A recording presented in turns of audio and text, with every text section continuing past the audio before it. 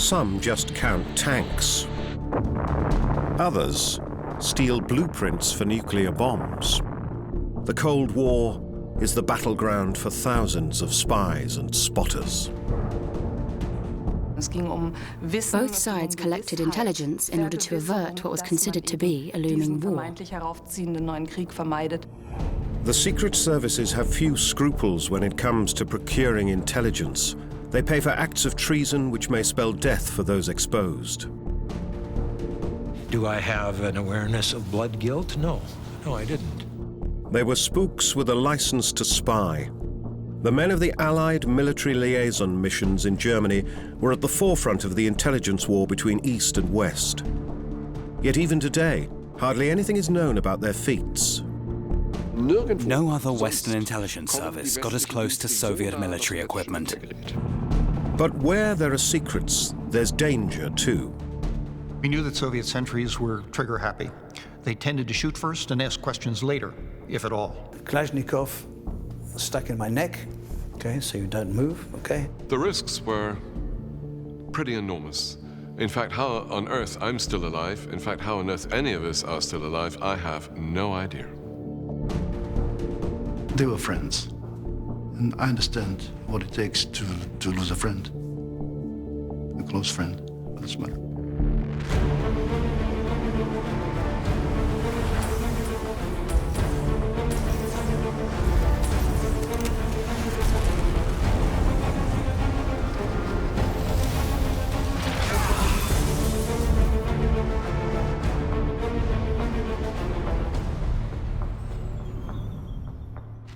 It's a tour that brings back memories to three Cold War veterans. White gloves would have been reserved for parades, since their targets were out in the field. Their job was military intelligence, their brief, covert observation. Lawrence G. Kelly, a former US Marine, Jean-Paul Staub of the French Army, and Nigel Dunkley of the Royal Scots Dragoon Guards. They're browsing through dossiers that were once top secret.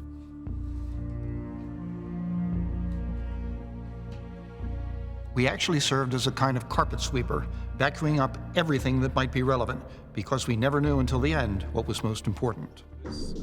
The threat posed by Soviet military power is precisely documented in the old files. It's familiar stuff to Staub and Dunkley. Both men were tank experts. As only close-up photographs would do, they had to sneak up to their targets. A risky business. Shots from a film showing the British military mission in action. A tank crew has spotted the snoopers. A soldier is approaching fast to apprehend them. It's only by a hair's breadth that the Brits succeed in getting away. Sometimes they take even greater risks. Like when they were inspecting the inside of a tank. They climbed onto the tank, opened the hatch, and were stunned to see that the crew was asleep inside. So they very gingerly closed the hatch, dismounted the tank, and made their getaway. The officers of the military missions are out to get at the military secrets hidden deep inside the GDR, the Soviet-controlled eastern part of Germany. Their weapons, cameras with special lenses. The missions had been established due to an agreement between the Allied powers of World War II, the United States, Great Britain, France, and the Soviet Union. That was back in 1944. Procedures were implemented the following year after Hitler and Germany had been defeated.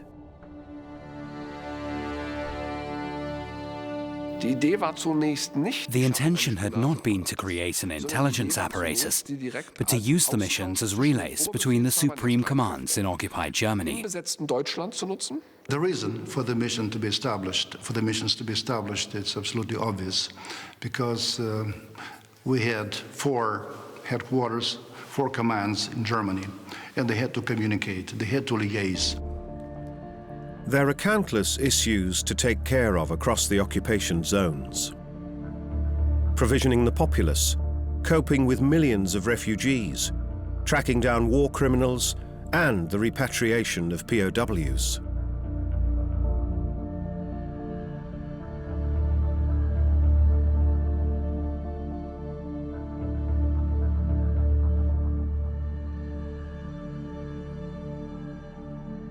Es ging also dieses gesamte halbdiplomatische. So the missions had a semi-diplomatic, semi-military brief, with a view to getting the Allied administration of the 4 zones working as well as possible.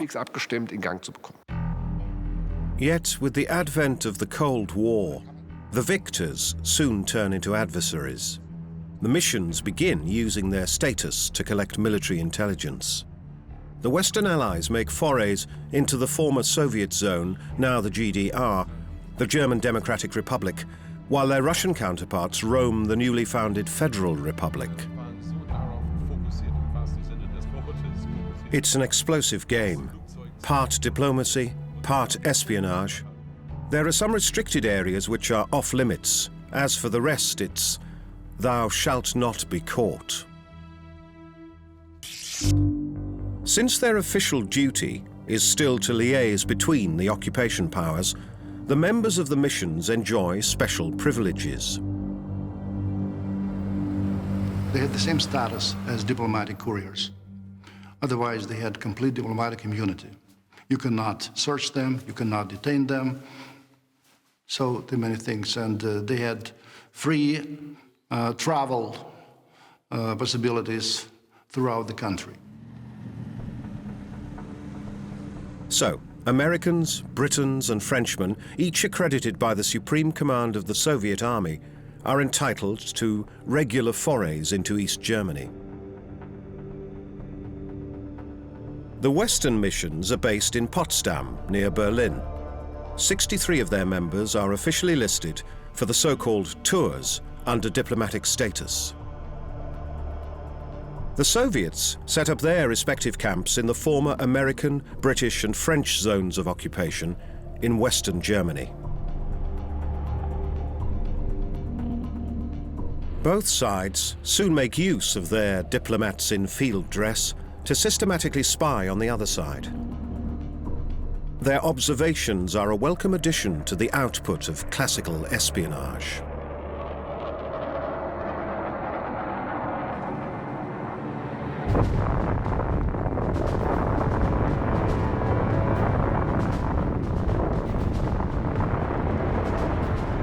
The most sensitive area during the early years of the Cold War is nuclear research. At this stage, only the USA has the capability of delivering an A-bomb. Yet spies such as Klaus Fuchs, Julius and Ethel Rosenberg, or Rudolf Abel are risking their lives enabling the USSR to become a nuclear power.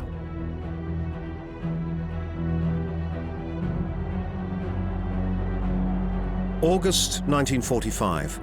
Americans celebrate the victory over Japan and the end of World War II. 3 weeks later, a Soviet cipher clerk in Canada switches sides. When they debrief him, Western counterintelligence experts are alarmed.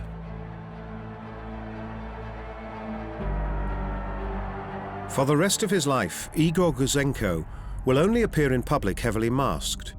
The defector has good reason to fear the revenge of the KGB, since he has alerted Washington to the presence of countless Soviet moles in American institutions. Guzenko was a key figure in a process which could be described as the discovery of the Soviet Union as an aggressive, expansionist dictatorship.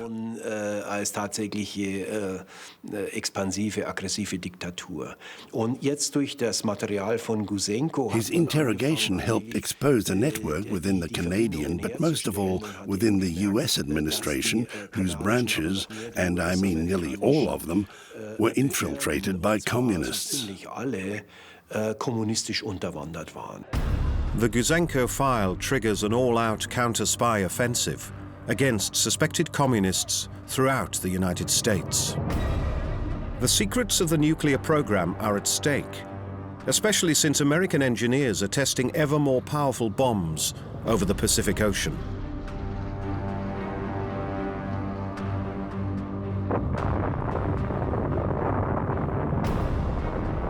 Possession of the A-bomb is crucial for the balance of power during the Cold War. As long as the United States is the sole nuclear power, its position is nearly unchallengeable. From the American perspective, it's a state of affairs best kept that way as long as possible. In 1950, the FBI exposes a spy ring centered around Julius and Ethel Rosenberg. The couple had passed secret information about the American nuclear program on to the Soviet Union.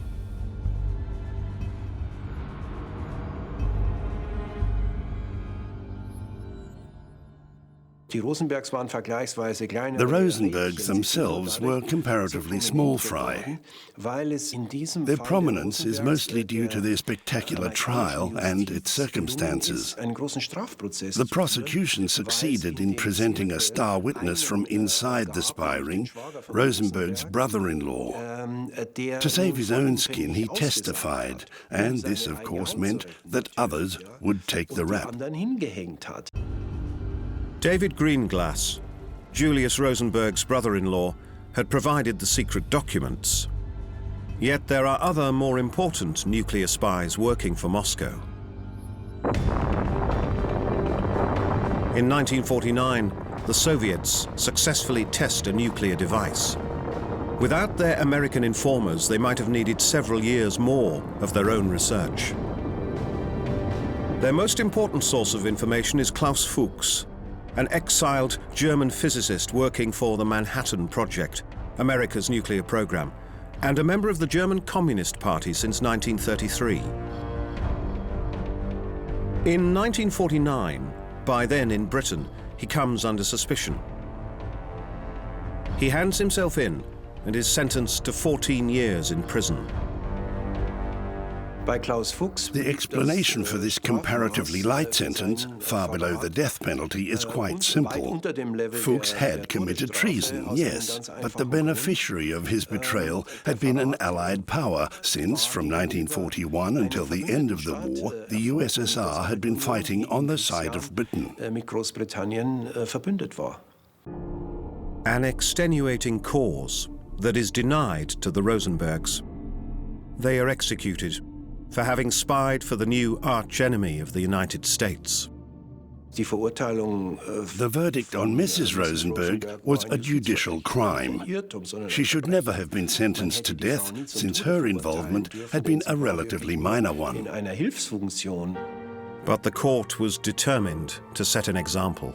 Julius and Ethel Rosenberg had paid their debt to society with their lives. Their execution is portrayed as a fitting punishment for having betrayed the United States.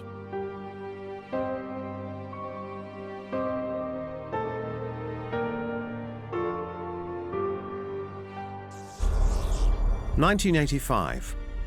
US military spotters on tour in East Germany, keeping a low profile while trying to catch a glimpse of the Soviets' brand new main battle tank. Stalking a tank had its risks.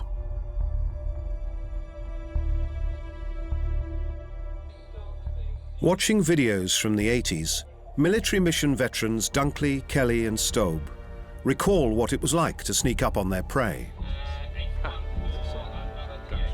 A Soviet-built T-80, a prime catch. T-80 was hot.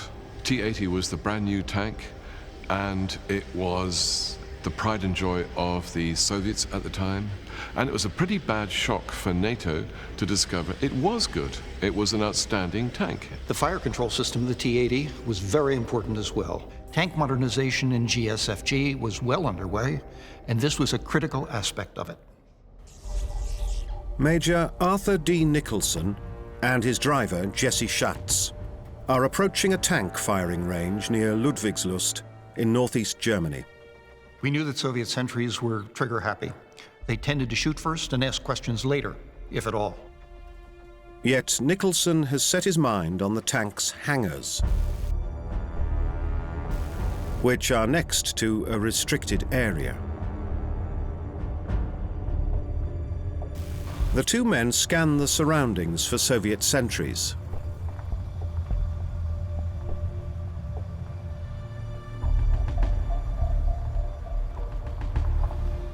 Sometimes the area, the training area I mean, was sensitive and sometimes it wasn't.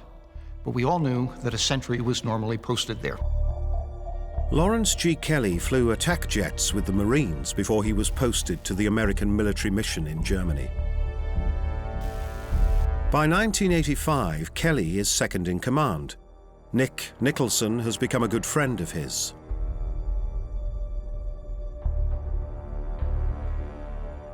Kelly knows only too well what happened that Sunday afternoon. 4 months earlier, a tour of the French military mission had come under fire near those very hangars.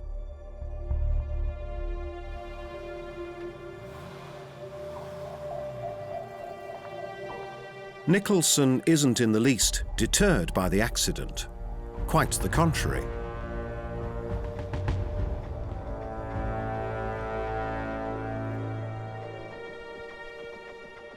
Possibly that could have indicated that something important really was there, and I'm certain that Nicholson considered that point. Hardly recognizable under its tarpaulin, a T-80. To a military spotter, a first shot is like a trophy. The Soviets had begun to deploy their most modern tank in the southern parts of East Germany. By 1985, there are rumors of its presence in the north, but there is no proof yet. NATO's headquarters want just that, visual evidence. Nicholson probably hopes to find it right here, near Ludwigslust.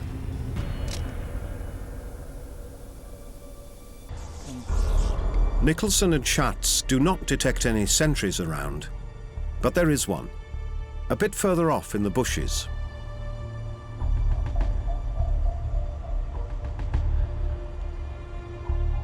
Nicholson advances to reconnoiter the area behind the hangars. Nicholson was proud, well-educated, motivated, and ambitious. And in my opinion, he had an above-average affinity for risky actions. Whatever he may have seen there, he decides to retreat. But the sentry had indeed seen the tour, and relatively early. And he reported that fact to the guard officer over a system like a field telephone. Missia, he said, a mission tour is in the area. And the guard officer asked, well, where is it now? And the sentry replied, it's gone. To which the guard officer answered, well, when it comes back, you know what to do. Nicholson and Schatz do indeed return, but the sentry doesn't know how to proceed in accordance with standing orders. And even if he does, he doesn't adhere to the rules. He watches on as Nicholson gets out of the car again. Then things get out of hand. Come back! Shots ring out. Nicholson is hit by a bullet. The sentry holds Schatz at gunpoint, keeping him from administering first aid. When a physician arrives an hour later, Nicholson is already dead. Schatz detected the sentry at essentially the same instant with the first shot, and he ducked. The shot whizzed narrowly over his head. Either the second or the third shot hit Nicholson's center of mass, below the heart and somewhat inside the rib cage. Sergei Savchenko remembers the events well. In March 1985, he is stationed in Wunsdorf, the seat of the Soviet Supreme Command in East Germany. He's an interpreter with the section dealing with the Western military missions. When I came, I think it was something like between 6 and 7 p.m. to the headquarters. I didn't have any idea what was going on. And I could see that everybody was excited. While his superiors hasten to Ludwigslust, he handles any incoming news. This way, Savchenko soon gets first-hand knowledge of what has happened. When they came to Ludwigslust, to the place itself, of course, everybody was shocked because to see the body lying almost next to the vehicle, and to see Jesse Schatz inside and a group of Soviet officers around. Photographs that have long been top secret. It soon becomes obvious that procedures have been gravely mishandled. And not only by the sentry. If you put a sentry with a weapon, with ammunition, anywhere, according to the Russian regulations, it has to be a post. And this post has to be clearly marked on the ground, on the terrain. There has to be a fence or a barbed wire. There were no signs, there was no fence, there was no nothing. And the sentry was nowhere to be seen. Jesse Schatz is kept in the car for 6 hours. That is how long it takes Lawrence Kelly and his boss, Colonel Lajoie, to reach the site. Only to be confronted by Soviet officers with allegations that the Americans alone are responsible for what has happened. The argumentation became incandescent, with extraordinarily sharp accusations, and the tension mounted continuously. The Soviets initially demanded to detain and interrogate Schatz, to seize and search the vehicle, and to perform an autopsy on Nicholson's body. The Americans reject the Soviet demands. They merely agree to a joint autopsy.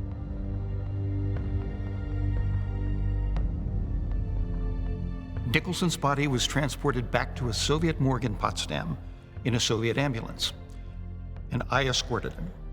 Colonel Lajoie had given me the mission of ensuring that Nicholson's body was accorded the proper respect. It's a somber drive to Potsdam. Kelly is cowering inside the Soviet ambulance next to his friend's body. Underway, I looked at Nicholson again and again, and mentally asked him each time, "Nick, how could this possibly have happened?" The death of Major Nicholson turns into a major incident. His coffin is transported back to the United States, observing full military honors. Nicholson is survived by his wife and their only child. The government pays its respects to him as a fallen hero.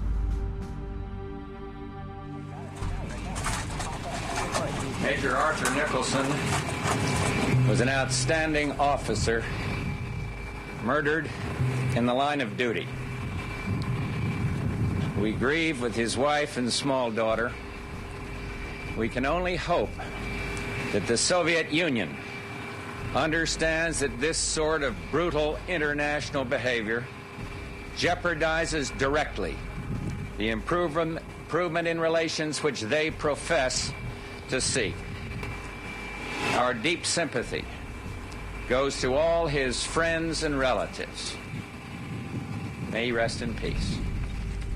3 years will pass until the Soviet authorities half-heartedly acknowledge their responsibility for the shooting of an American officer in peacetime. I said to myself, why cannot we admit that the soldier was not the best soldier in the Soviet army? And in fact, he was not the best soldier in the Soviet army. If we admit that, then we can say to the Americans, we're sorry it happened, but it happened because we had a bad soldier and because we had an inadequately organized post. That's it. It will not affect the relations between our countries, because in any army you can find a bad soldier. Due to their briefs, Savchenko and Kelly meet regularly. As interpreters for their respective top brass, they even begin to appreciate each other. Yet for Lawrence Kelly, the tragic death of Nick Nicholson still casts a long shadow. It's traumatic, and I understand the reason why Larry Kelly speaks about all that with such passion. They were friends, and I understand what it takes to lose a friend, a close friend for this matter. Major Arthur Nicholson paid with his life for trying to photograph a Soviet tank.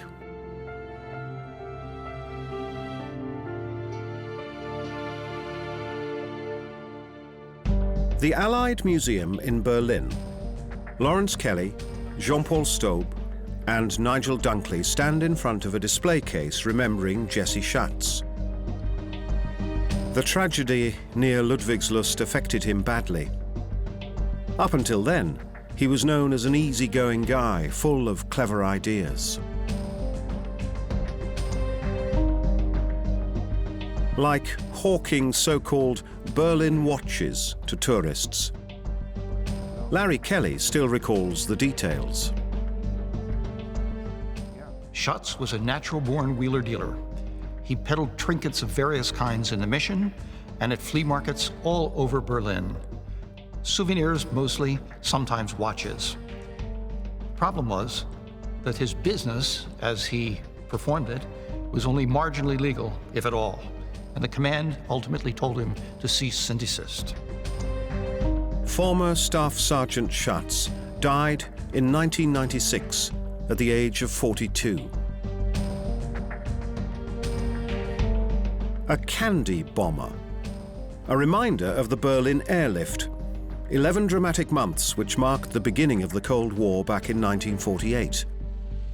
Intelligence about the intentions and capabilities of the other side now becomes of paramount importance. Thousands of agents and spies risk their lives to bring it home to their masters. The airlift ensures the freedom of more than 2 million people. The Soviet stratagem to strangle West Berlin has failed. Yet, as tension between the opposing power blocks mounts, so too does the hunger for secret information.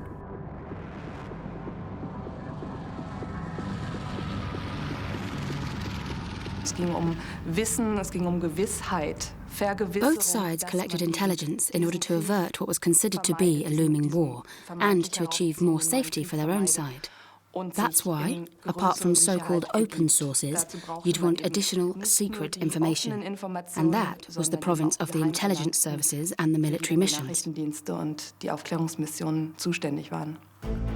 Thus, Berlin becomes the hub for military reconnaissance men, secret agents, and informers of all kinds. April 1953. 7 British subjects return home from the Korean War. For almost 3 years, they had been held captive by the communist regime in the north. Among the returnees, here in the centre, is George Blake, an operative of MI6, Britain's Foreign Intelligence Service. There may be no sign of it yet, but he has come back to work as a mole for the KGB, Russia's secret service. 3 years later, in East Berlin, a 450-metre tunnel is triumphantly exposed by the communist media. Americans and British had combined to tap telephone cables on the other side of the Iron Curtain. The Berlin Tunnel was an operation whose sheer size was, and still is, without precedent. Planning included, it ran for more than 2.5 years, and it tied up enormous resources in terms of money and personnel-wise, both British and American. Moscow accuses the West of a warlike act. The CIA and their counterparts at MI6 had driven the tunnel from west to east with utmost care. Yet Blake blows the operation long before the tunnel is finished. For the time being, however, his masters let their opposite numbers carry on with their eavesdropping. The output seems well worth the effort. 50,000 magnetic coils of telephone calls, mostly between military stations. Even today, after many files have been declassified, the CIA still maintains that they were able to retrieve a treasure trove of information out of these more than 500,000 recorded phone calls. Yet why does the KGB let this continue for so long? Even if they managed to plant some amount of disinformation on the eavesdroppers, there are still several 100,000 genuine phone calls for their enemies to analyze. Soviet intelligence had decided to sacrifice their own military secrets to protect their source, George Blake. This is the most plausible explanation. For the KGB, it's a move that pays off. Blake exposes countless MI6 operations, even betraying agents in Eastern Europe, agents he himself has recruited. In 1961, the mole's cover is blown. Blake is sentenced to 42 years in prison. In 1966, he pulls off a spectacular escape. His escape is basically an extension of his experiences in the war. He had been a prisoner of war in North Korea. He had had to survive under the most adverse conditions. There was torture, all these things. You don't know if you'll ever get out alive. But he had survived, and this had made him feel that he could cope with anything. He never ceased to believe in himself. To him, it was just another kind of war, and he wanted to win that war for his own sake. And that meant escaping from jail.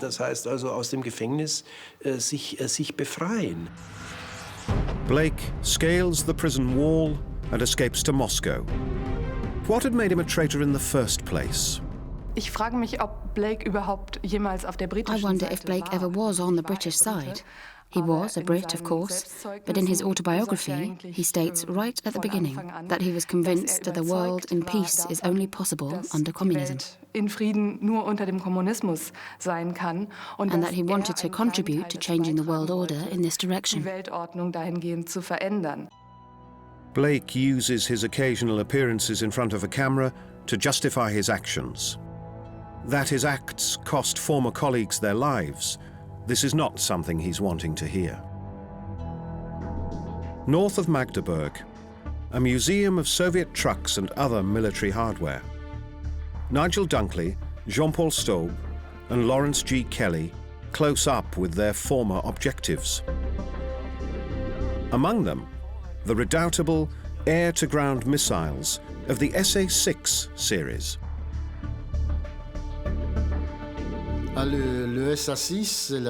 It was the first time that I'd seen the SA-6 this close. It was an extremely powerful weapon system, and definitely one of the best of its era.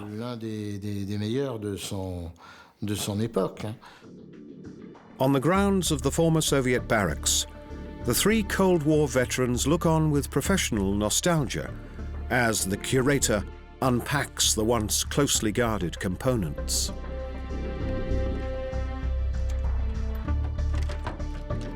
Electronic modules which set the frequencies at which the missile received its target data.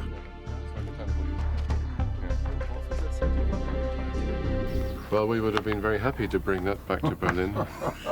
Devices like these were of prime interest to NATO experts. To procure them was easier said than done. Analysts in various headquarters always had wish lists, and justifiable wish lists. But they couldn't possibly know the risks that we would have had to run to make their wishes come true. Fulfilling some of them would have been tantamount to suicide. That's why the decision as to whether the potential results were worth the risk was left to the men on the ground. But the expert's eye detects some intriguing details about the missile's origin. I had my doubts, because the color of the equipment, the lighter green, was not usual for Soviet forces. Soviet equipment produced in the Soviet Union and used in Soviet forces was normally darker. And indeed, apart from some labeling in Cyrillic, there is faded lettering in Polish. To Lawrence Kelly, it's clear evidence that the missile originally belonged to a unit of the Polish army. His hunch was right. The Warsaw Pact Army's air-to-ground arsenal ranked high with NATO reconnaissance. Over Vietnam, as well as in the Middle East, Soviet-built missiles had proven to be a deadly weapon.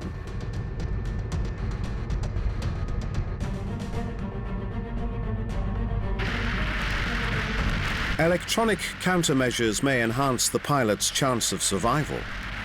Their development, however, depends on exact data on the setup of a missile. At the close of the 1950s, the Americans' U-2 is regarded as the ultimate spy jet. Out of reach for any missile, they fly over testing areas, nuclear factories and military bases. Their pilots regularly venture into Soviet airspace with a sense of impunity, photographing from a height of 20 kilometers. Until May the 1st, 1960. To Francis Gary Powers, it's just another mission. Yet this time, the Russians have a surprise in store.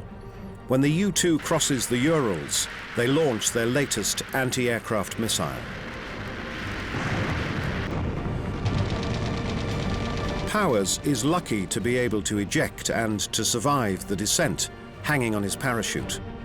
To the Americans, it's a most embarrassing incident, forcing them to cancel all further spy flights over Soviet territory. On August 19, 1960, Powers is tried for espionage by a military court. The Soviet authorities make full use of the opportunity to brand the United States as warmongers.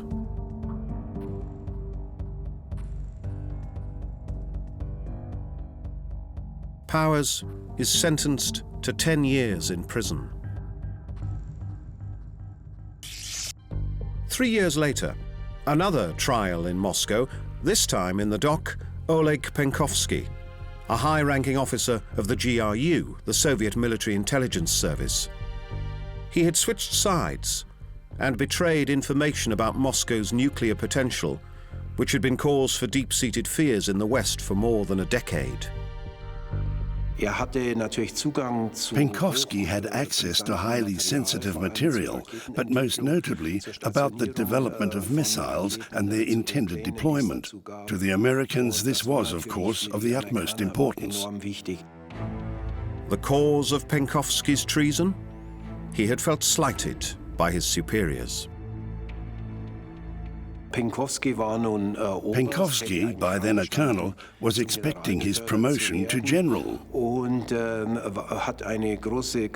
He had had a fine career, but suddenly found himself at a dead end after a security check had revealed that his father had been a general in the Tsar's army. From then on, his promotions came to an abrupt end. His career was more or less over, and that's what made him break his allegiance to his country. In 1960, Penkovsky contacts the other side and delivers detailed insights into Moscow's military arsenal. Types of missiles, their range and numbers, plus information about the air defense system which blew the U-2 out of the sky. Penkovsky also warns of Soviet Premier Nikita Khrushchev's aggressive nuclear policy. 2 years later, U-2 planes spot Soviet nuclear missiles in Cuba.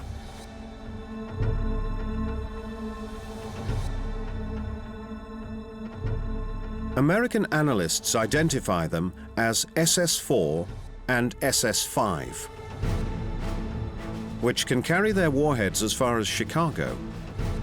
Thanks to the information supplied by Penkovsky, the photo interpreters know exactly what to look for, since each type of missile requires a distinct setup. And this was the pattern that Penkovsky had passed on to the Americans. Once their experts had found it on the aerial photographs, they knew that this was a launch pad for a specific type of medium-range missile. US President John F. Kennedy imposes a naval blockade around Cuba. Should these offensive military preparations continue, thus increasing the threat to the hemisphere, further action will be justified. The world is on the brink of a nuclear war.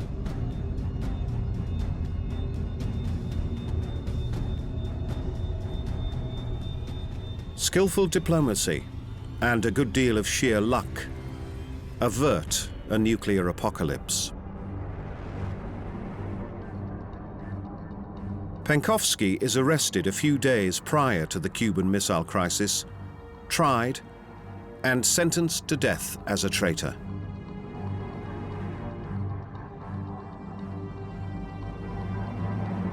The impacts of his treason are far-reaching.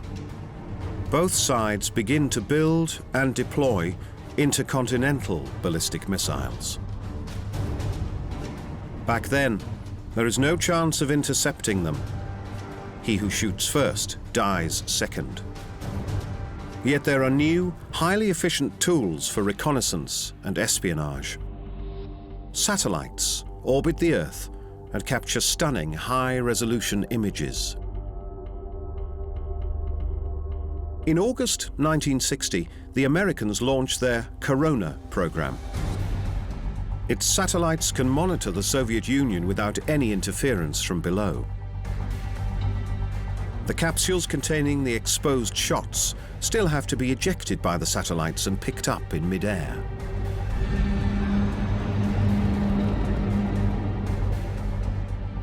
Both sides expend billions on their respective programs, but the satellites prove to be superb guardians against any surprise attack.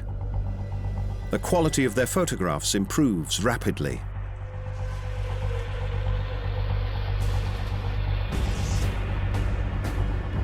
As a consequence, both sides try hard to conceal their secrets by camouflage.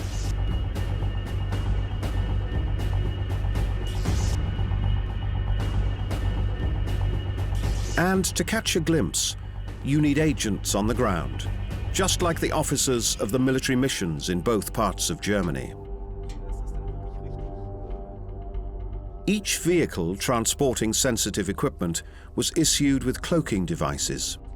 Tarpaulins were a must, and a challenge for snoopers who would pride themselves on being able to sniff out what was underneath.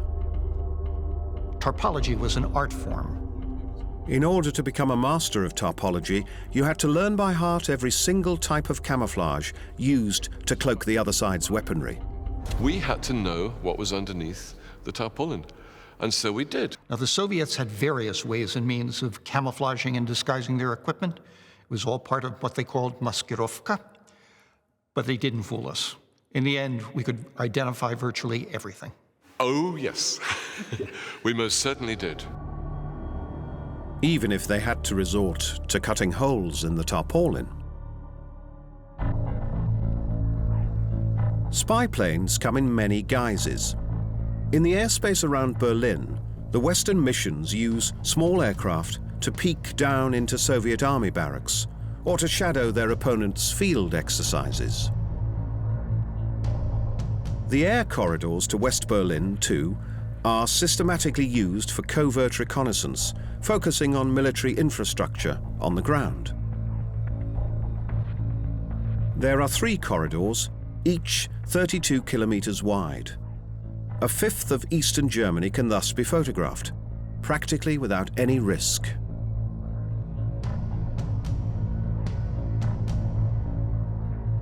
Yet there are incidents. The RB-66 is a highly specialized reconnaissance plane. In 1964, one of them shows up in the middle corridor heading for West Berlin. US Air Force footage gives a rare impression from inside the labs for high-end espionage hardware, as it was installed in an RB-66 jet.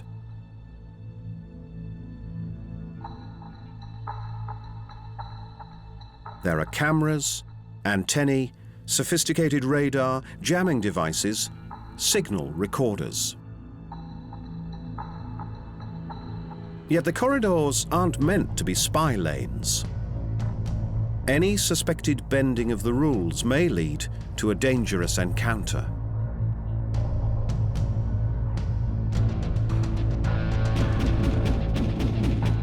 In March 1964, Wolfgang Preissler is working as a chauffeur with the US mission when he gets the order to take a tour officer to the crash site of an RB-66 near Gardelegen, in the middle of a restricted area.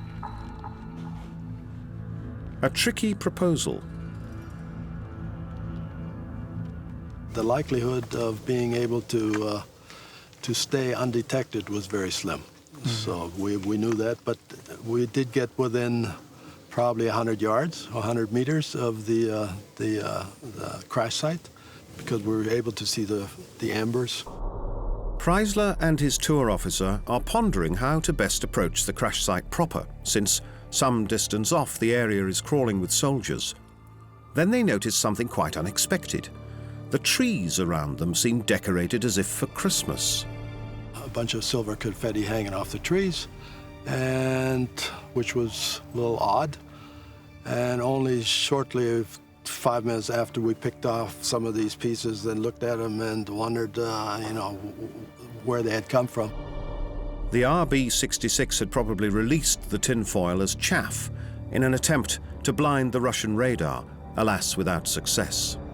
There was only minutes thereafter that the Russian soldiers came and blocked our car from the front, from the back, and they detained us for about 12 hours.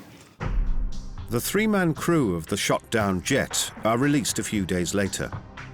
They had survived thanks to their parachutes. One of them, however, is severely injured. The Americans deny any allegation that this had been a reconnaissance flight.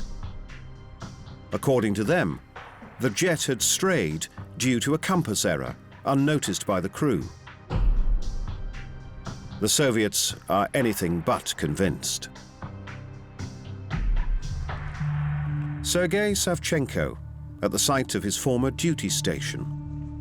In his role as an interpreter with the staff of the Soviet Supreme Command in East Germany, he had become quite familiar with the routines of the Western military missions. Basically, we kept track of the activities of the mission members, of their pranks, their exploits, their deeds, his behavior. My room was number 13. The boss's room was number 12. In the corner, we had Mr. Ludomersky, Colonel Ludomersky office. And he was nicknamed Colonel Schlagbaum. Schlagbaum because his service was responsible for the Glinica Bridge passage. The checkpoint at Glinica Bridge is the gate through which the Western missions enter East Germany to proceed to their assigned areas of operation. Every car is registered by the authorities. Whenever a mission tour passes the bridge, units of the East German state security are waiting for them. It's the start of a never-ending game of cat and mouse between the snoopers and their shadowers.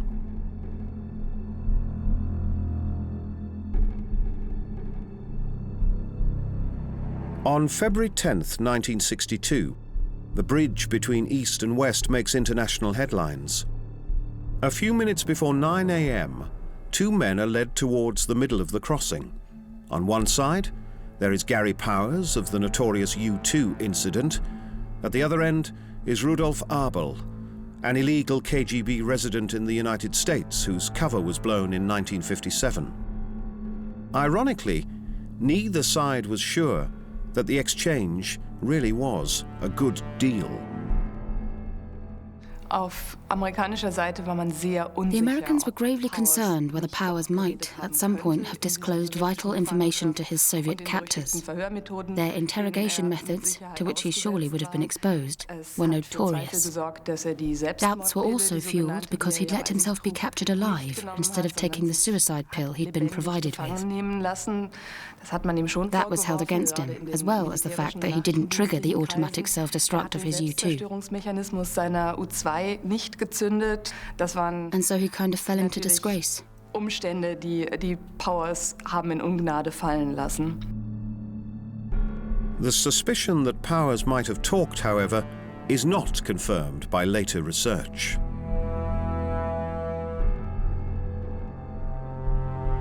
At the time of his arrest, Rudolf Abel is regarded as the most important KGB operative in the field of nuclear espionage.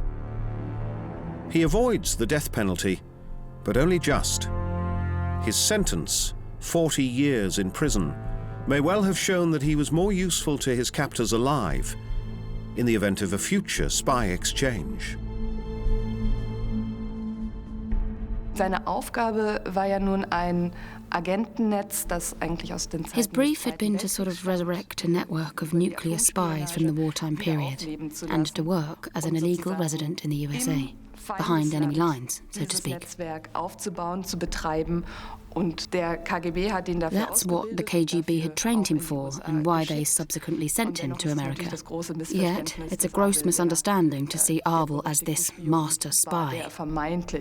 During the 9 years he resided in the USA, he did not personally recruit one single new agent. The Americans had been expecting much more from him in terms of information than he could deliver. He just didn't know very much. Als dann tatsächlich überhaupt möglich war, denn wusste es einfach nicht. So the famous exchange on Glienicke Bridge merely repatriated two men who, each in their own way, had disappointed their masters. But the CIA, as well as the KGB, had no choice. Those who let their agents down won't find any new recruits. The Bridge of Spies, a symbol of the Cold War. Time and again, Nigel Dunkley, Lawrence G. Kelly, and Jean-Paul Staub set out from here into East Germany. They belonged to a hardly known elite of intelligence gatherers.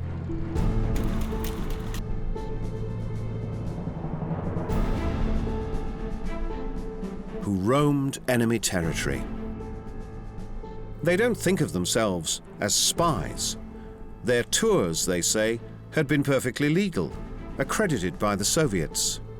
Some covert observation, yes, of course, but in a struggle for information, it's the results that count.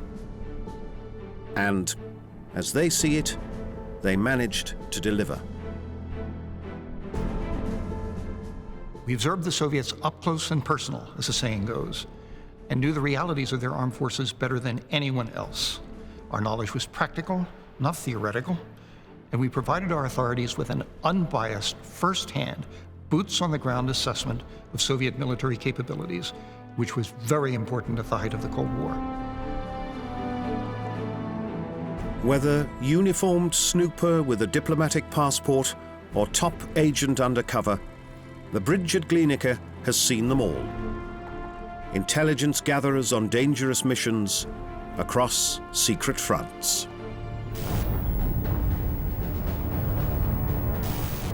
East Germany in the 1980s. It's the deployment zone for 20,000 tanks. Another one, another one, another one. Since an army's heavy equipment is usually transported by rail, military snoopers turn into train spotters. Their brief: to count tanks and to identify units. The men of the Western military missions like Lawrence G. Kelly, Nigel Dunkley, and Jean-Paul Staub often lie in wait for days on end. The military missions had been established to sort out problems between the occupying powers in post-war Germany. Their members enjoy the status of diplomatic couriers, yet they soon use their privileges to spy on their opponents. The Soviets are touring West Germany, while Americans, French, and Brits roam the territory of the German Democratic Republic in the east. Their main objectives: the other side's battle tanks. A rail track north of Magdeburg.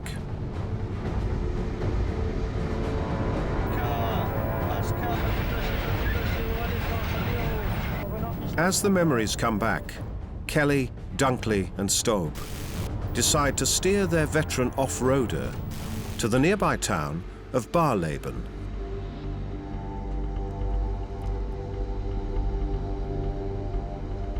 Once, this was a perfect spot for spies.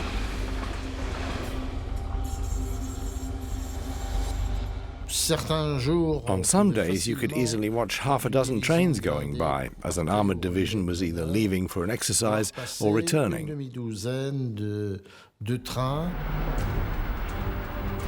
To Western snoopers, Barleben was a key location. From here, the rail track leads directly to Letzling Heath. Back then, this was the most important training area for Soviet units in Eastern Germany. Out of bounds for Western military missions. They could merely look on as the trains entered the restricted area, always under the eyes of the State Security or Stasi and the FOPO, the notorious People's Police. Sometimes we only had perhaps 20 minutes or perhaps 30 minutes at the most before the FOPO would be along. And of course, it was like a cat and mouse game. On most occasions, they get away. But not always. A propaganda video shot by the State Security in 1978. A team of American snoopers is caught in the act. A tarpaulin across the windshield blinds the driver.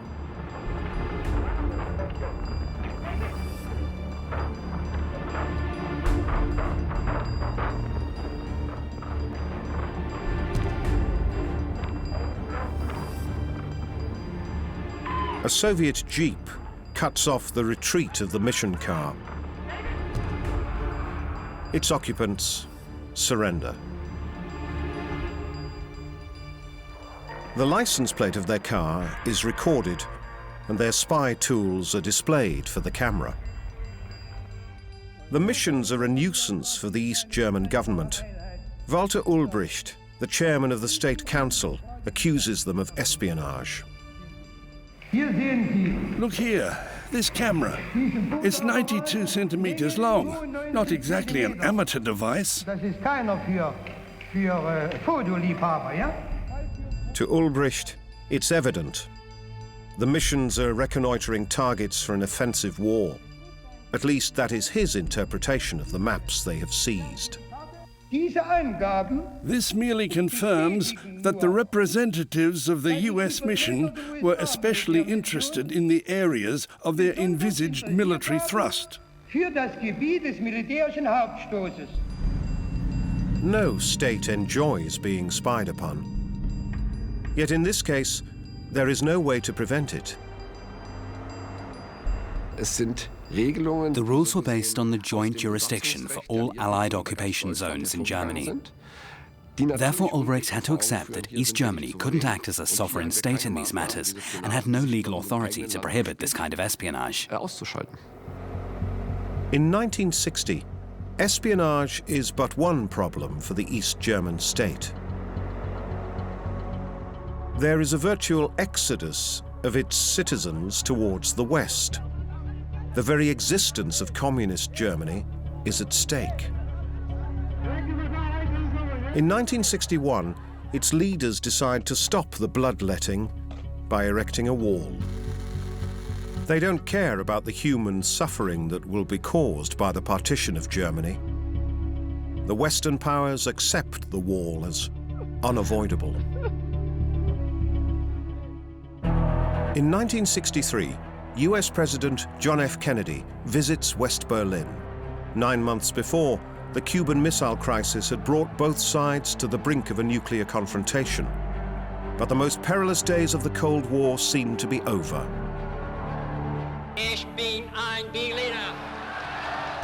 Kennedy pledges to defend Europe's freedom with nuclear weapons if need be. East and West alike expand their strike potential. There is no defense against intercontinental missiles launched from silos or submarines. And if this were not enough, there are now several thousand tactical nuclear warheads deployed in both parts of Germany.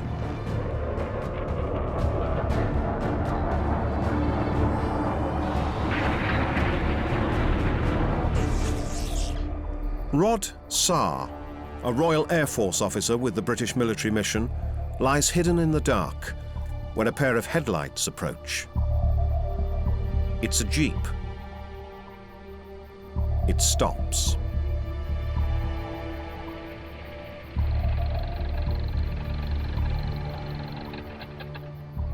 A Soviet soldier is checking the barbed wire. The slightest noise may give Saar away.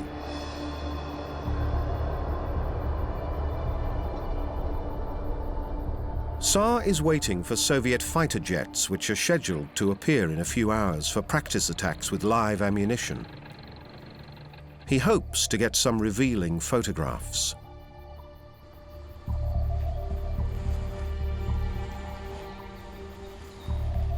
Back then, in the early 70s, Tsar has a reputation as a cool, calculating daredevil.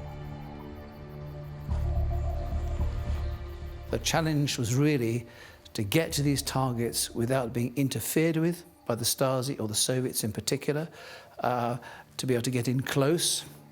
So those were the kind of challenges you faced. But experience was an issue, so it took time to gain confidence and understanding of the terrain. Tsar and his companion intend to hide directly beneath the jet's lane of approach. At daybreak, their cover must be perfect.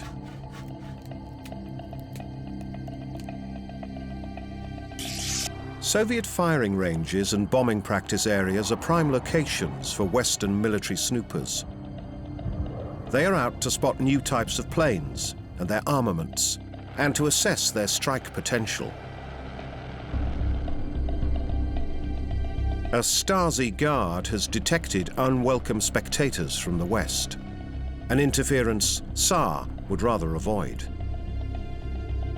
You would sit under the flight line because the Stasi would not come under the flight line. They didn't want to have bombs dropped on their heads, so they avoided that.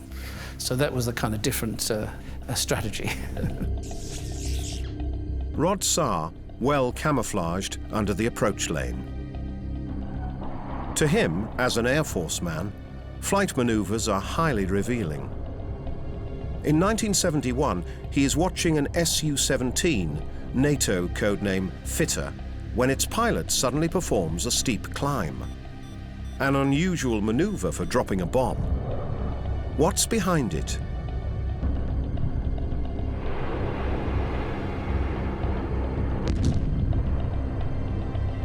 Astonished, Tsar continues to observe the plane.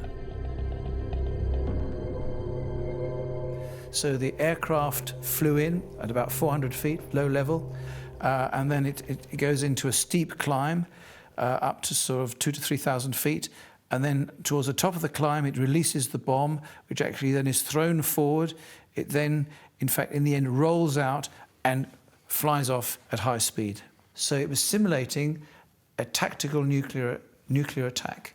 And here actually is the simulated nuclear weapon underneath the aircraft. It was the first time that we had seen that, and it indicated the capability for tactical nuclear strike by the Soviets. Even when the target practice is over, the range itself can be full of interesting finds. Parts of projectiles may indicate their caliber or the use of new metals. One day, Tsar comes across a bomb in the shrubs, a dud. Obviously, the propeller of the detonator had malfunctioned.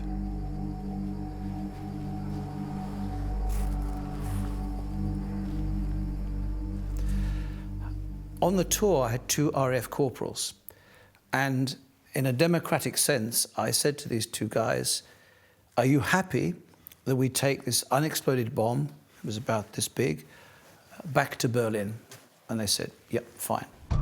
Yet, it's a long haul to Berlin. Will the bomb be stable enough to withstand 1.5 hours on the notoriously cobbled roads of East Germany? In the end, they make it back in one piece and present their prey to their superiors. The brigadier suddenly was there, and he said, what have you got there, Rod? Because we had a tarpaulin. Unexploded bomb, sir. Oh, he said. So we went into the Air Force operations room. We laid it on a long table. We took the tarpaulin off, and all my colleagues went. So then the ordnance people came. They took the bomb away. I was then going on holiday. I said, okay, dismantle the bomb. I want to take photographs, which I did. When I came back, they told me, well, this bomb was unstable, and please don't bring back any more unexploded bombs. End of story. I wouldn't do it today, by the way.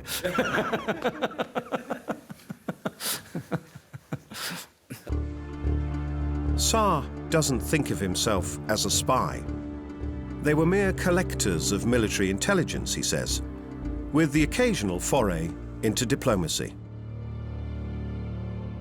As in April 1966, when a Soviet jet crashes into a lake in the British sector of West Berlin. It's a Yak-28, back then the most modern supersonic interceptor of the Soviet Air Force. To Western intelligence, it's an opportunity not to be missed. The Yak had taken off in Finofurt, near Eberswalde.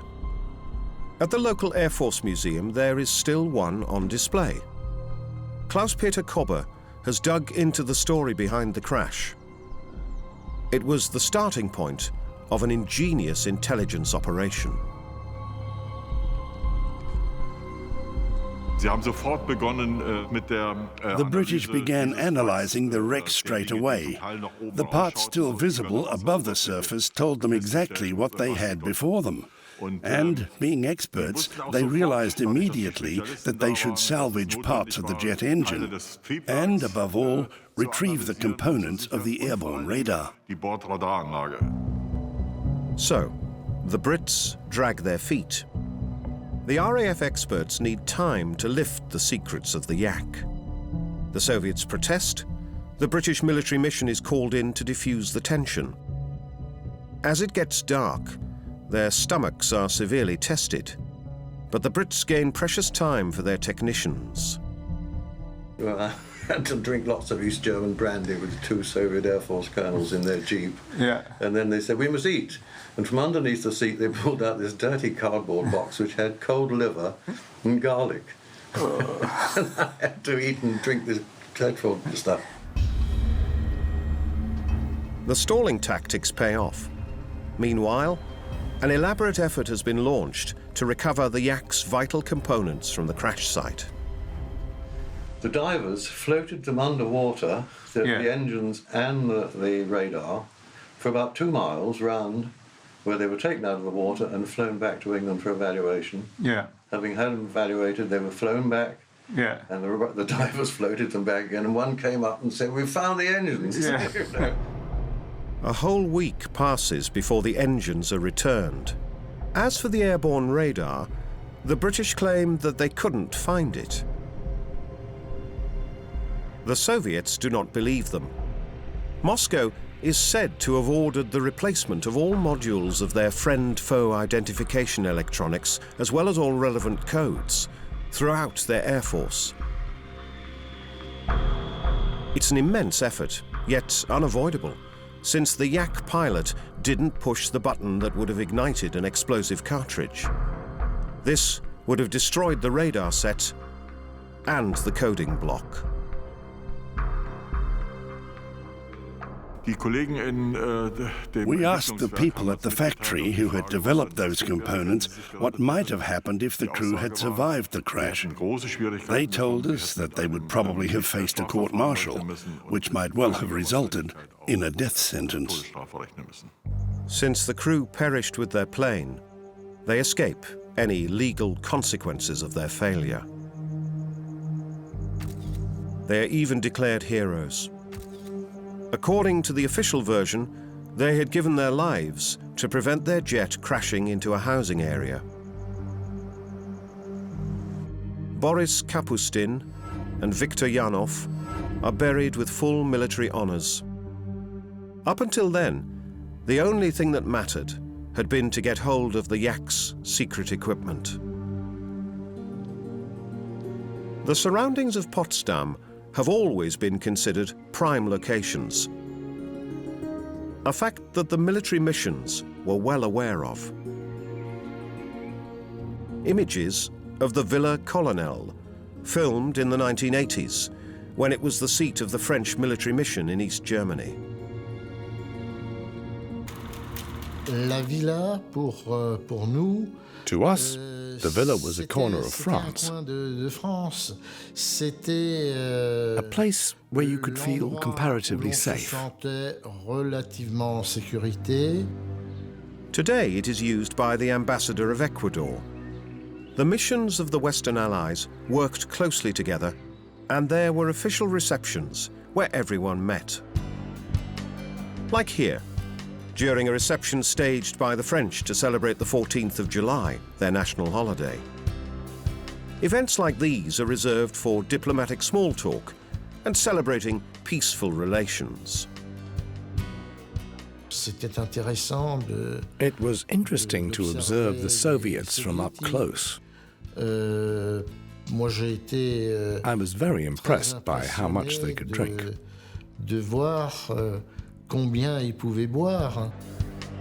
Summer parties at the villa are considerably more relaxed affairs. There is a barbecue, and the members of the missions have brought their families along. Scenes of an easygoing life at the shores of a lake. No one would suspect that these men are savvy collectors of military intelligence who in no time could switch from diplomatic niceties to covert action hot on the trail of their enemy. Sigurd Weber and her brother Jens are retracing their personal history. The banks of the Elbe River near Magdeburg had been their childhood playground. And it was at this very spot that Sigurd Weber did coolly approach a Soviet soldier to sound him out about pontoon bridges. That's now almost half a century ago, when Sigurd was a so-called travel spy for the BND, West Germany's foreign intelligence service. I knew exactly what information I was looking for. I said, Kuda, meaning where to. He looked at me and then he explained what they were doing. Stota, what this was all about. He was really quite naive. He just explained everything to me. Bridge-laying trucks figure prominently in the BND's Handbook for Spies. Engineer units of the Soviet Army are a prime target for Western reconnaissance. How quickly they can cross a river is valuable strategic information. It helps to assess the potential rate of advance of the Warsaw Pact's armored forces. Sigurd Weber, her late husband, and her brother Jens were amateur spies. They were not in it for the money, but had chosen to do their bit to overcome a state which kept its citizens locked behind an iron curtain.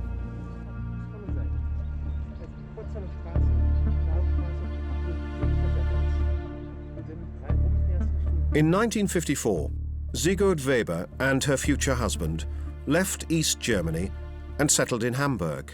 In the mid-60s, they were approached by the BND and asked whether they would reconnoiter military installations in the GDR when visiting their relatives back home in Magdeburg. Sigurd's brother has stayed behind in the East and is by now thoroughly frustrated. In 1971, his sister talks him into joining their tiny spy ring. Travel spies were the BND's go-to solution after the building of the wall. Up until then, the BND had recruited stationary watchers. These were citizens of East Germany who lived close to barracks or training areas and would therefore have some insights into what was going on there. They would document their observations and relay them in secret letters, or sometimes directly to operatives of the BND. The building of the wall puts an end to this practice. 1961 is a bad year for West German intelligence anyway. In November, Heinz Felfer, the head of the BND's counterintelligence department, is exposed as a KGB mole. It's a colossal embarrassment. The damage was enormous, since the BND's counter-espionage was practically wiped out at a stroke. It took years to rebuild the counterintelligence department to something even approaching a reliable working order. Pfälfer, who by 1945 was a lieutenant in the SS, ends up in the spy trade after his release from British captivity. He soon belongs to the inner circle around Reinhard Gehlen. World War II had barely ended when the former head of the Wehrmacht's Foreign Army's East Section offered his expertise to the Americans, who by now were keen to establish an anti-Soviet intelligence service in their zone of occupation. In December 1947, the so-called Gehlen organization sets up camp at Pullach near Munich, funded at first by the US Army and finally by the CIA. It's the nucleus of the later BND. Its recruits include former Wehrmacht officers, SS men, and even diehards of the Gestapo. It's an old boys network, and security checks are mostly dispensed with. These people took their bread from anyone who would offer it. Their lives had been uprooted. Most of them were unable to build a career in the new post-war society. Those who had been professional soldiers had no future at all. There was no German army anymore, and according to the prevailing view, there should never be one again. So they took any offers that came their way. Retracking Pfälfer's activities reveals treason on an alarming scale. The damage is far worse than initially suspected. In their post-fact analysis, the CIA estimated that Pfälfer had blown the cover of about 100 of their agents, as well as 94 German informers of the BND. In 1963, Pfälfer is sentenced to 14 years in prison. Barely 6 years later, during a spy swap, he is sent back to East Germany. Once there, he is resettled by his masters, becoming a highly respected professor of criminology. East German propaganda portrays him as a staunch activist for world peace and as someone who joined the right cause after an inner conversion. I had to act the way I did. For me, it was about learning the lessons of the past. I had to join the side which, as was my conviction, could never be the cause of another war in Europe. A self-justification with scant awareness or regrets for the agents he left exposed, and who the KGB may well have liquidated.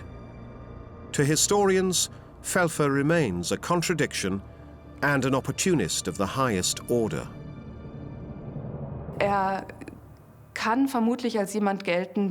Presumably, he just sold himself to the highest bidder. He was a classic turncoat. To him, status was immensely important, the recognition he got. So his motives were neither purely financial nor purely ideological. A cynical master of deception and betrayal. A man who never queries the actions of his masters in Moscow, not even as Soviet tanks roll in to crush the Prague Spring. In August 1968, Moscow smashes any hopes of socialism with a human face in Czechoslovakia. Western intelligence services are caught by surprise.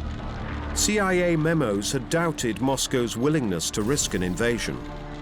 Nearly 100 Czechs and Slovaks, as well as 50 soldiers, are killed. The message is clear. Moscow will tolerate neither reform nor opposition.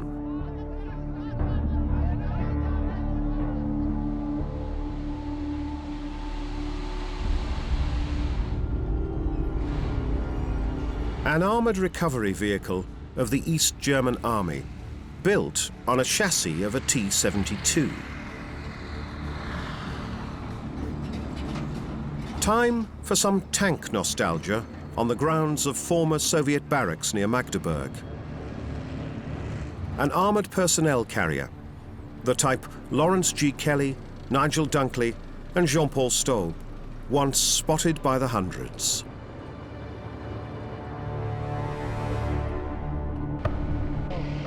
In the middle of the 1980s, NATO could probably only have responded to an all-out offensive by Warsaw Pact forces with a nuclear counterstrike.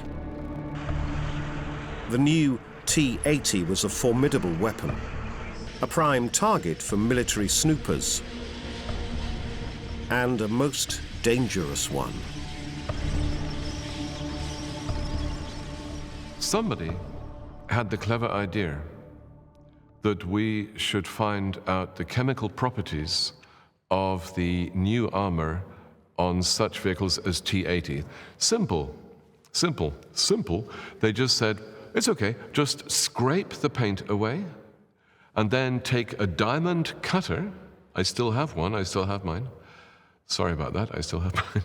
Take a diamond cutter and then scrape a sliver of the metal away from the front glasses plate of the tank, and then put it in a container and then take it home. In theory, at least. Yet then, as now, fortune favors the bold. A British soldier on a Soviet tank. A photograph displaying secret technology with an apple showing its comparative size. A T-80 with a new kind of reactive armor. Small boxes containing explosives which were intended to blow up any oncoming projectiles before they impacted. One of our exceptional tour NCOs, displaying a great deal of presence of mind and decisiveness, clambered onto the train, removed a small box of explosive reactive armor from a T-80, then quickly dismounted, re-entered the vehicle, and the tour sped off to West Berlin. It's a significant coup in the arms race between East and West. 1970, a military parade in Magdeburg. Jens Lech and Sigurd Weber are on a mission from the BND, counting military equipment. We'd been told to be on the lookout for missile vehicles. There weren't many to be seen, but we managed to spot some. They were all tracked vehicles with different configurations. We'd been trained to register if they were old or new, what type of tracks they had or how many axles. Monitoring the strength of the other side's forces is Cold War routine. Yet, numbers alone won't do when assessing the potential enemy's capabilities. To get a clear picture of his combat readiness, it takes observers on the ground. The city of Magdeburg is of special interest for Western intelligence. It's the headquarters of the 3rd Soviet Army. For travel spies, a ride on Magdeburg's streetcars is one of the safer ways to get a glimpse into Soviet barracks. That's line 6. I told you. It's still running. Line 6. The line is still operating. The barracks have long since been demolished. There was just a short stretch at the turning bay up there, where you could look inside, but only if you were standing. The Webers have been thoroughly trained for this kind of covert observation. They are not to take any notes. One of them will inconspicuously observe what's happening inside the barracks, while the other keeps watch for any security officers among the passengers. An ever-present risk back then. The state security, Stasi for short, had planted a ring of unofficial informers around any military object. They would count, photograph or film whatever went on. Anything that might be suspicious is recorded, even if it is only a car with a Western license plate. Taking photographs near military installations is strictly prohibited. Even passers-by are scrutinized. A mother with her buggy might be a spy, or a daughter taking a walk with her father while on a visit from the West. This way, dozens of travel spies were caught in the act. Sigurd Weber and her brother Jens are arrested in April 1978. Her husband didn't come along this time and is spared the ordeal. It has never been precisely established how their cover was blown. Sigurd Weber suspects a mole within the Federal Intelligence Service. Her brother presumes that the state security had cracked the address they had used to keep in secret contact with their controller at the BND. The day we intended to leave, my car was damaged, so I drove to the police headquarters to get a complaint for my insurance company in Hamburg. When I was stopped on the way, I naturally thought it was because of the damage to my car. Some windows were broken, a side mirror had been ripped off, so I thought they had stopped me because of that. I had to leave my car and hand over my keys. I was coaxed into a Wartburg. The doors were locked at once, and there I was, sitting between two female constables. I refused to believe it at first, but then I thought, this is it. Days of interrogation follow. There is no use denying the charges. The Stasi already has proof. For Sigurd Weber, it suddenly becomes clear. Her controller's assurances that they need not expect any trouble had been nothing more than words. When my brother got 15 years, I said, well, that'll be life for me. But my interrogator said, no, we also chop off heads. Sigurd is spared the worst. Yet even a life sentence comes as a shock. She is unaware of any agent swaps and must face the prospect of life in prison.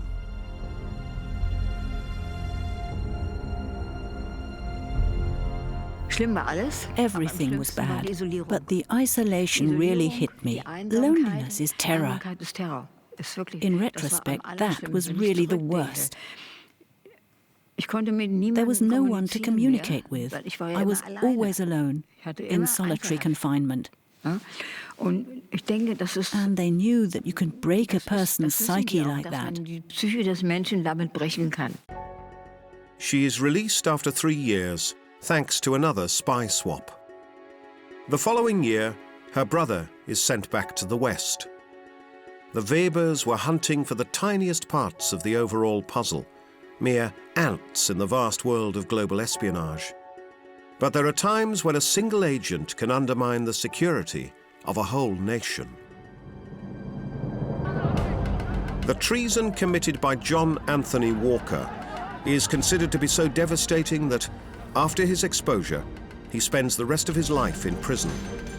He dies in 2014, in the 30th year of his confinement. Walker begins his career in the US Navy and is trained as a wireless operator. He is then posted to the headquarters of the Strategic Submarine Fleet. While he is only a tiny cog in the communication network of the world's most powerful navy, he now has access to the most sensitive information.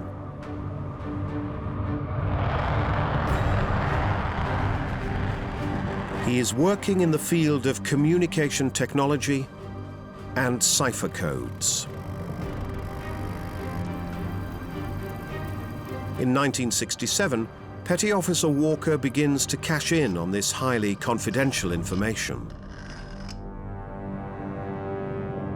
To him, it was a business. He was solely out for money, and there was no political or ideological motivation. He wanted money, and he knew that he could demand a high price. Walker's approach is as direct as possible. He copies some secret documents, drives to Washington, D.C., walks into the Soviet embassy, and offers the KGB a deal. Money, in exchange for secret codes used by the US Navy to encipher their communication.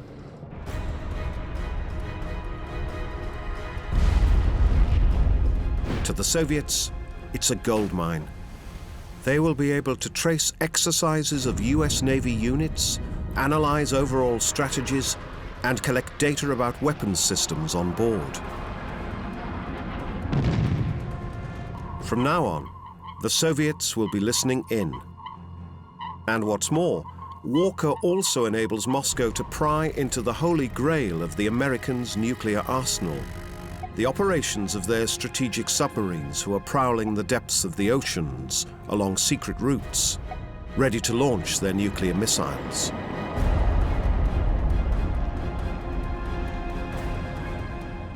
A submarine is a lone wolf, silently moving underwater without anyone knowing its whereabouts. That is its protection and, of course, also an essential element of nuclear deterrence. If this secrecy is compromised, that is, if an enemy penetrates the communication systems of your own submarine fleet, then all its movements would be disclosed, and the fleet itself would be next to useless.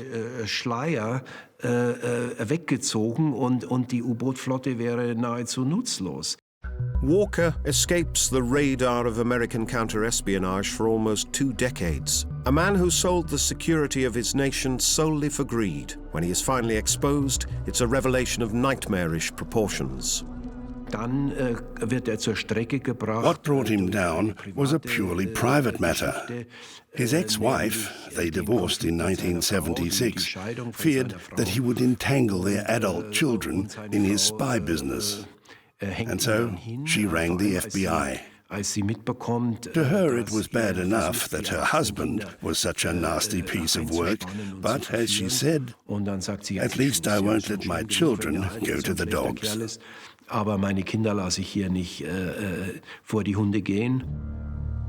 For her son Michael, however, it's too late.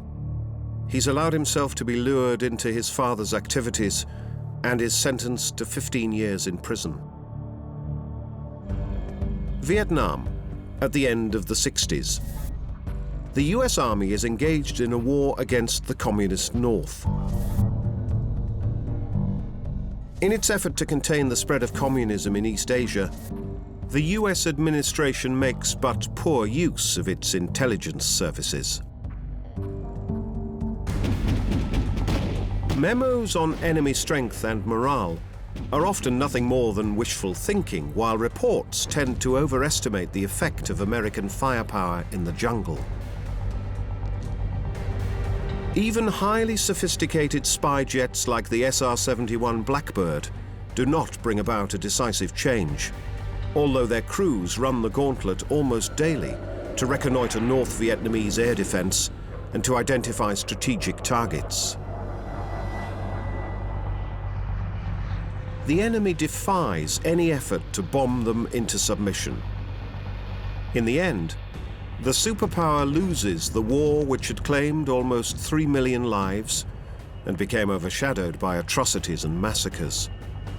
The outcome is a bitter pill for an administration which had misused their intelligence services to supply its leaders with the information they wanted to hear.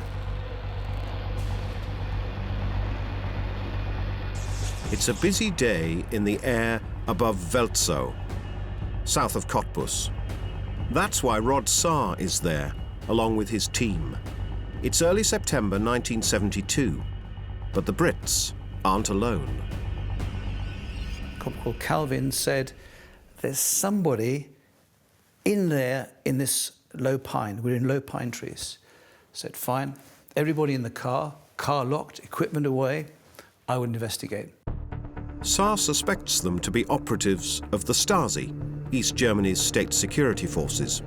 Usually the missions don't really care about them. They may call in the Soviets, but that would merely be a nuisance. My tactic with the Stasi was always to chase them aggressively. So if I knew the Stasi were hiding, I would run at them. And I'd charge, and I'd shout. Standard aggressive tactic. And this worked. They would run, they would go. But this time, the men in the bushes aren't Stasi. They are Soviet special forces. they changed their tactic. They used, each airfield in the end had Spetsnaz platoons, so special forces platoons, and they would try and jump you. And their aim basically was to be violent. The Spetsnaz, or Spetsnaz, are among the toughest troops on either side. Elite units trained not to back down. At first, they merely observe the British as they move about near the airbase. Then, Rod Saar tries his usual tactic on them. They rose up. I ran back too late. I got me, Kalashnikov, stuck in my neck. Okay, so you don't move, okay? Got to the car, smashed the car window, knocked out Corporal Calvin, didn't touch the group captain, but stole our equipment. Rod Saar is declared persona non grata by the Soviets. It's the end of his forays into East Germany. He has pushed his luck too far this time.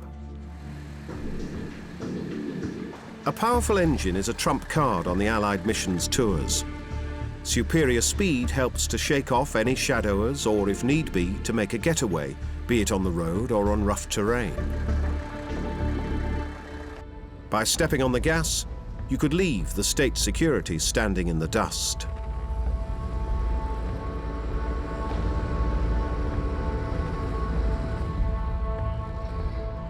Burkhard Mielke was among those who often came out on the losing end of such encounters. During the 1980s, he works for East Germany's Directorate for Counterintelligence. At times, they were speeding along at up to 220 kilometers per hour. With our Wartburgs and Ladas, we didn't stand a chance. The specially modified mission cars have a range of 1,000 kilometers, whereas a Wartburg would have to refuel twice to cover that distance. Stasi photographs of a mission tour filling up, showing the size of the additional tank. Cool and composed, these Allied mission officers channel the nonchalant spirit of the Easy Riders. Protected by their status and horsepower, while their Eastern shadowers record their activities on film. Later on, we gave up chasing after them and set up reception committees instead. The missions must now reckon with Stasi units lying in wait along their tour. Their opponents know from experience where and when the Western snoopers will most probably show up. Every directorate was trying to impress the ministry. We said, today is the big day. We'll capture a mission car, get hold of their equipment, and teach them a lesson. Every unit wanted to be the first to achieve this, and so we came up with a few ideas of our own. It had been decided that state security should no longer simply record the mission's activities, but actually prevent them. Unbeknownst to the men on the tours, the rules of the game had been changed. The driver's cab of a truck still arouses painful memories for Jean-Paul Staub.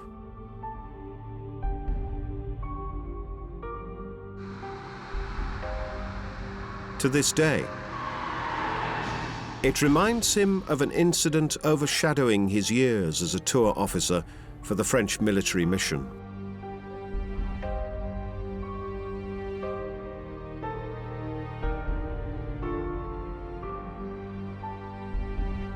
1984, north of the city of Halle. 3 days before, a Ural, a heavy truck of the East German Army, took up position in a side road. It is apparently waiting for the order to move. Maintain your position. Everything according to plan. Roger. At about 11 o'clock on March 22nd, the Stasi prepares to strike.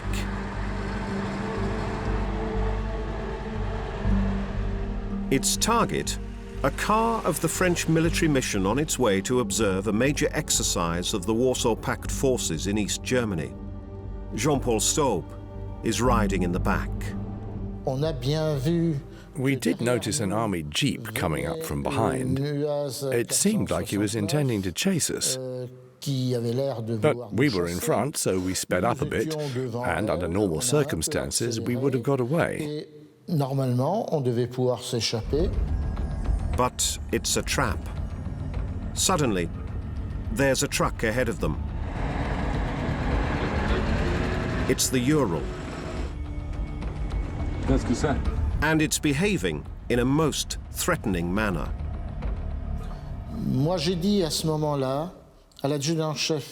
I said to Warrant Officer Mariotti, who was our driver, "Stop, we won't get past him." But I may not have been forceful enough. Anyway, in critical situations, it's the driver who knows best which decision to take.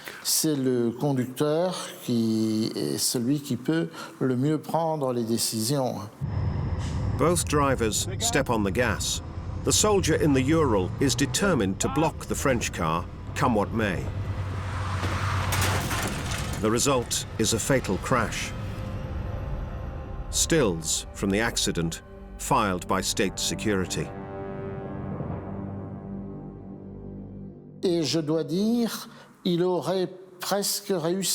truth is, Mariotti nearly made it. 1 or 2 seconds earlier, and we would have got past the truck and sped off towards Halle. But sadly, it wasn't to be. Mariotti died on the spot.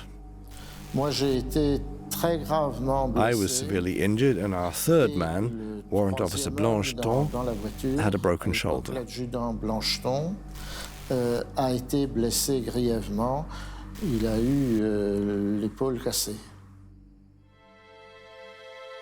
The strike against the French had been elaborately planned.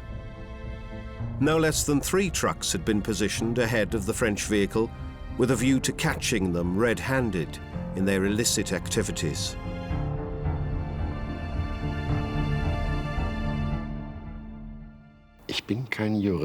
I'm no lawyer, yet to me the term negligent homicide seems applicable here. They obviously knew someone might get killed, yet they went ahead regardless. After all, the cars involved weren't little Trabants made of plastic, but heavy trucks. Philippe Mariotti acted on his driver's instinct, as he had done many times before. For once, he misjudged the situation. The French government tries to keep the incident out of the headlines. Both sides are pursuing a policy of military de-escalation.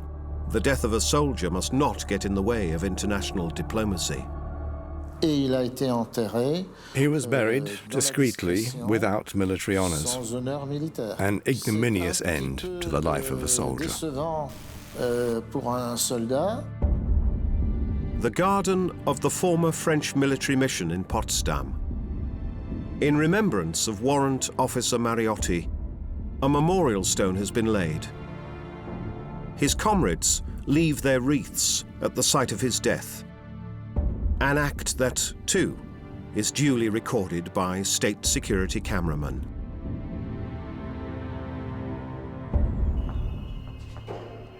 Nigel Dunkley, a veteran of the British military mission, in a hangar near Jüterbog, a small town south of Potsdam. He's meeting up with Manfred Müller of the local garrison society. Dunkley is telling him about his missions, about reconnaissance tours in enemy territory at night.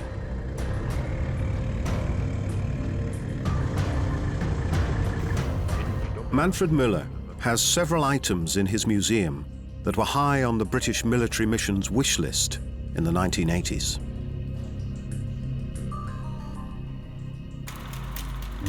The officers of the Allied military liaison missions were constantly on the road. As couriers with a diplomatic passport, their original task was to solve problems between the 4 occupying powers in Germany. However, they soon exploit their freedom by spying on their opponents, the Soviets in Western Germany, and the Americans, British and French in the East, the German Democratic Republic. Each side is allowed to send out 63 men. An all-terrain vehicle is approaching a Soviet bunker. It is the early 1980s. The British are on the hunt for new types of ammunition that could contain biological or chemical warfare agents.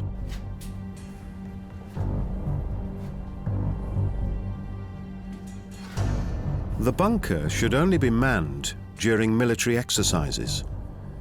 The intruders can't be completely sure of that, however. They have reached the room that holds the air filters. How these filters are constructed tells experts which warfare agent they are supposed to protect against. Nigel Dunkley takes part in the hunt for these filters. In Göteborg, he sees the once highly coveted barrels again.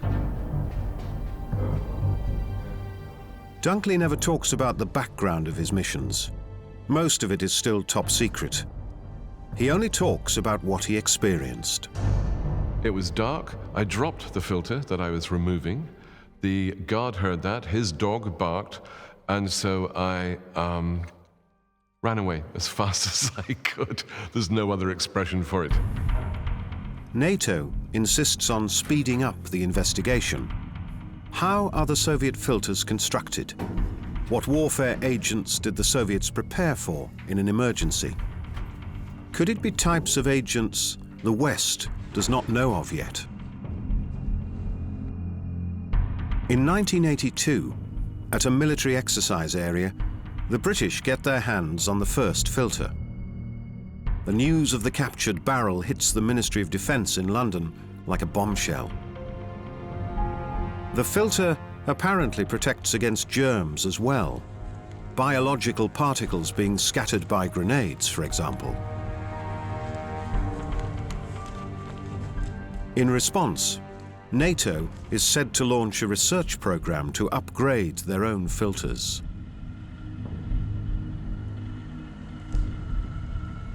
Of course, we knew that anything that was important, that we borrowed, as we would say, would probably pretty quickly be replaced.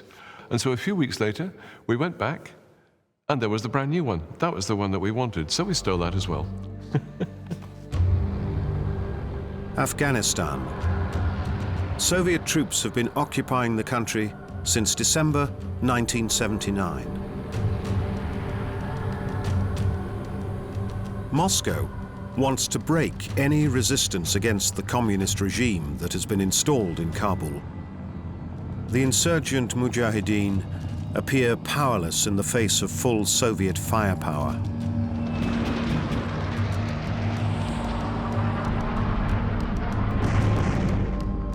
Attack helicopters dominate the battlefield. Yet secretly, the Americans are supporting Islamist resistance groups in Afghanistan. The war at the Hindu Kush turns into yet another theater of operations for the secret services. Die CIA als Mittel der amerikanischen Regierung. The CIA launched Operation Cyclone, which is one of the longest and most expensive CIA operations to date. Und teuersten Operationen der CIA bis heute. Insgesamt in all, the cost of this covert program, which included arms delivery as well as economic aid, amounted to several $1 billion. Eine Milliardensumme. This money mostly flows to Pakistan, the central hub for the armament of the Mujahideen.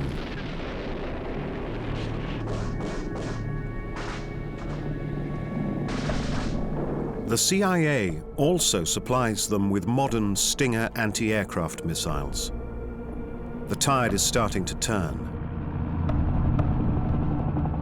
With Stinger missiles, the Mujahideen can shoot down jets and helicopters.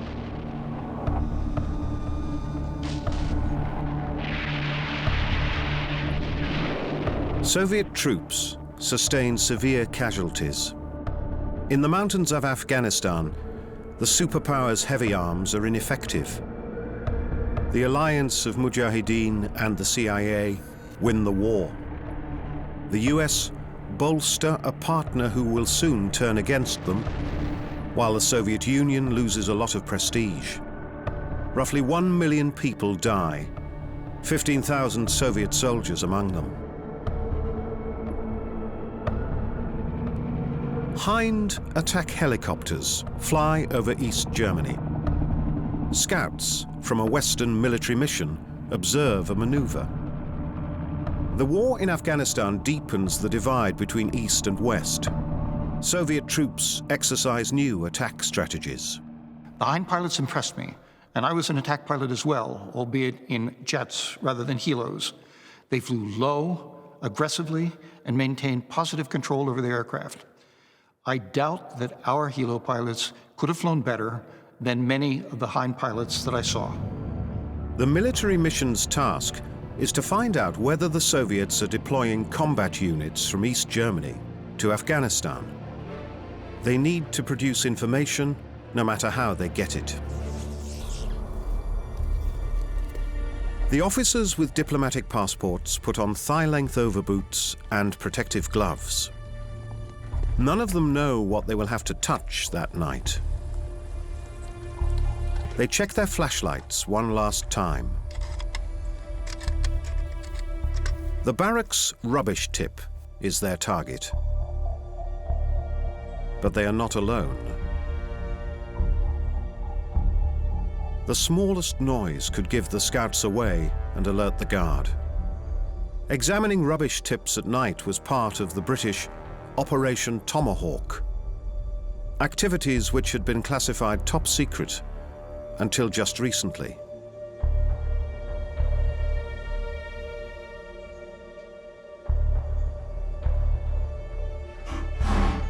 A noise alerts the guard.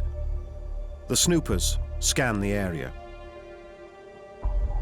Could there be a second guard?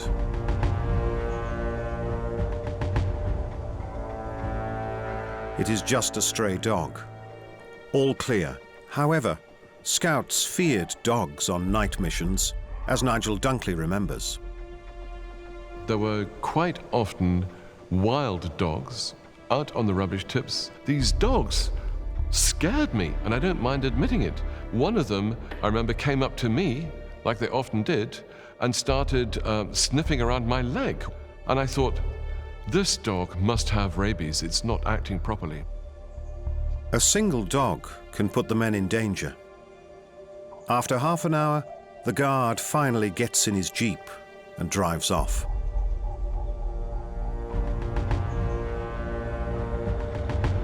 With the way to the rubbish tip clear, the British scouts are hoping for discarded data sheets on tanks, duty rosters, notepads, and maybe evidence for missions in Afghanistan. Instead, they find rotting kitchen waste. While methodically feeling around for something useful for their analysts, they get lucky. A grubby postcard with a field post number. They know that such numbers are the key to an army's structure and to its order of battle in the event of war. Soldiers have numbers, just like the units they serve in, and the tanks they are scheduled to fight in an emergency. That's routine business to the military missions. A seemingly endless roster of digits on tens of thousands of vehicles that is often boring, but important. 883, so first one was 882. Heavily armed men are protecting a visitor to the cemetery. Ryszard Kuklinski, a former officer and traitor in the General Staff of the Polish Army, fears a revenge attack. He is visiting his parents' grave in 1998, 1 year after his death sentence for treason has been reversed and he has been rehabilitated. Richard Kuklinski passed on documents on the Warsaw Pact to the Americans for 9 years, from 1972 to 1981. With these almost 350,000 photographed documents, he provided the Americans with in-depth knowledge on the Soviet side of the Warsaw Pact. Kuklinski contacts the CIA in the hopes of reducing the risk of a nuclear war. A war in which Poland would become a battlefield as well. He reveals military installations and strategies of the Warsaw Pact. The Americans were wondering whether the Soviet nuclear arsenal was intended to serve as a threat, or whether they would use it in an attack on Western Europe. And Kuklinski's documents indicated that the Russians were indeed using their nuclear potential offensively as well.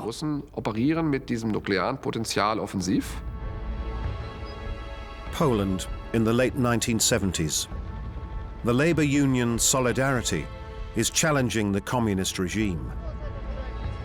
Kuklinski cautions against a Soviet invasion into Poland, reporting plans to declare martial law to the CIA. When it is finally imposed in December 1981, the defector has already escaped to the United States.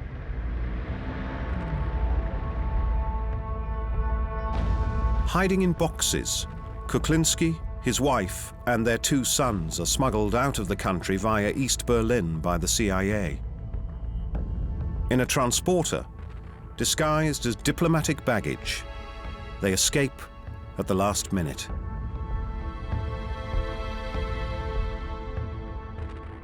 In 1984, he was sentenced to death in absentia. The sentence was not reversed until 1997, long after the Warsaw Pact had been disbanded and Poland was no longer a communist country. Kuklinski was controversial because there was dispute over Poland's status in the Cold War.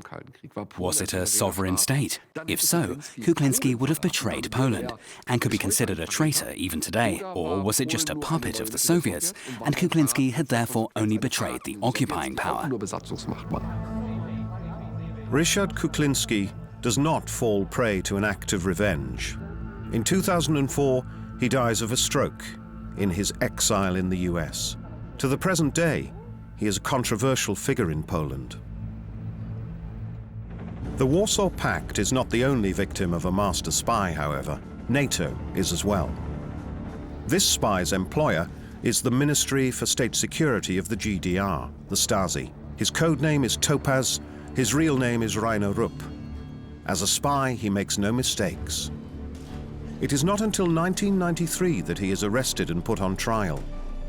Rupp had been releasing top-secret documents on NATO's military strategy and armament plans to East Germany since 1977. Rainer Rupp had access to documents you can only dream of, key documents from NATO headquarters. They were so fantastic, the Ministry of State Security immediately passed them on to the KGB the minute they received them. Rupp is a spy by political conviction. He is sentenced to 12 years on charges of high treason, which could have been disastrous in the case of a conflict, as the opinion of the court stated. NATO is working towards its nuclear rearmament in the late 1970s, yet nobody suspects Moscow to have gained this intelligence via its mole, Topaz. Nigel Dunkley, on the premises of a former military hospital in Belitz, a place that still haunts him. About 30 years ago, he was secretly rummaging through the trash from the operating theatres. It was a sickly, sweet, disgusting, rotten smell. The Belitz sanatoriums were built in the late 19th and early 20th century. After World War II, the Soviets move in. In the 1980s, the military mission's interest in hospitals of the Soviet military is growing. That's especially true for the British, who are hoping that in Belitz, they will gain new information on the war in Afghanistan.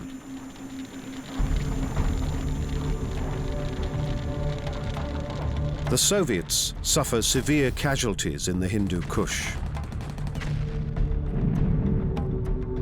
It is quite possible that some of their wounded were treated in Germany as well. The British want to get to the bottom of that assumption.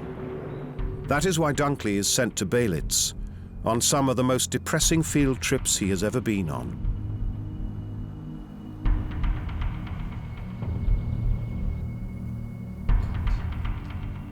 The military missions did not have access to the sanatorium itself, only to its rubbish tip.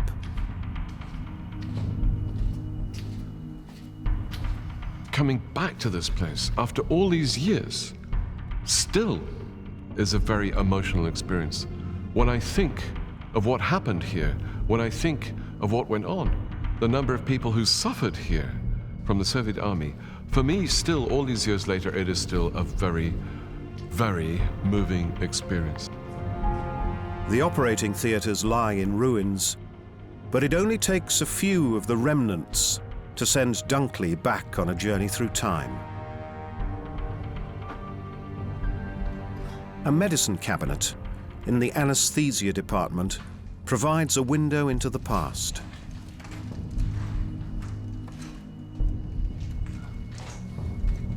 Wow, absolutely amazing to find these medicines here. Dunkley contemplates the fate of patients and the work of the doctors. It's extraordinary to think that while the Russians were doing their surgical preparation in here in the operating theater, we at the same time are out there waiting for the blood-stained bits of uniform, for the bandages covered in mess and bits and pieces, body parts even, from time to time. We're waiting there, as it was described, like vultures on a branch. For hours, they are on standby at the disposal site. They want to know where the fresh bags are being dumped.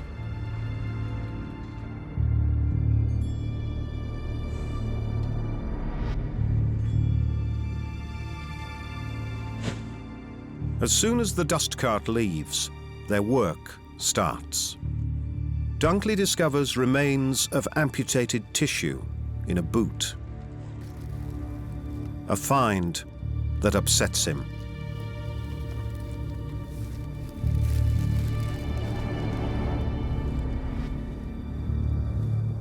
I did this for 2.5 years. You can't do this kind of stuff without, after a while, it has an effect on you. You begin to think in your quieter moments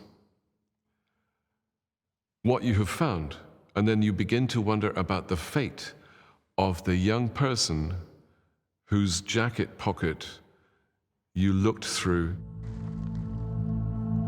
Going through waste is hardly a new method in the business of espionage. That the missions employ it as well remains a well-kept secret for quite some time. They are rummaging for papers and letters, systematically looking for them in the pockets of discarded uniforms.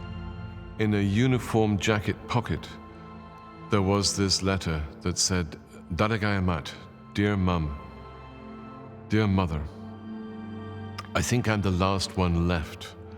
We were attacked recently. It was terrible. I think I'm the only survivor of that ambush by the Taliban." And that had a really big impact when you start to think, what happened to the soldier? Because the letter was never finished. How many soldiers who were wounded in Afghanistan were treated in Belitz is disputed. There probably were individual cases, Soviet soldiers who had been detailed there from East Germany. Hospital waste can reveal quite a lot, even without war wounded, about medical standards or protection against infections. All of that is relevant for the combat strength of an army. In the late 1970s, the Cold War undergoes its next dangerous escalation.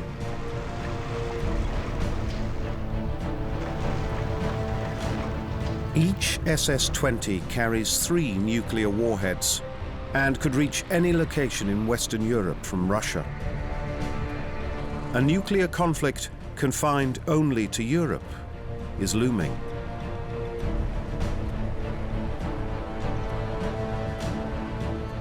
It might be an alternative for the superpowers, but it would mean the end for Germany.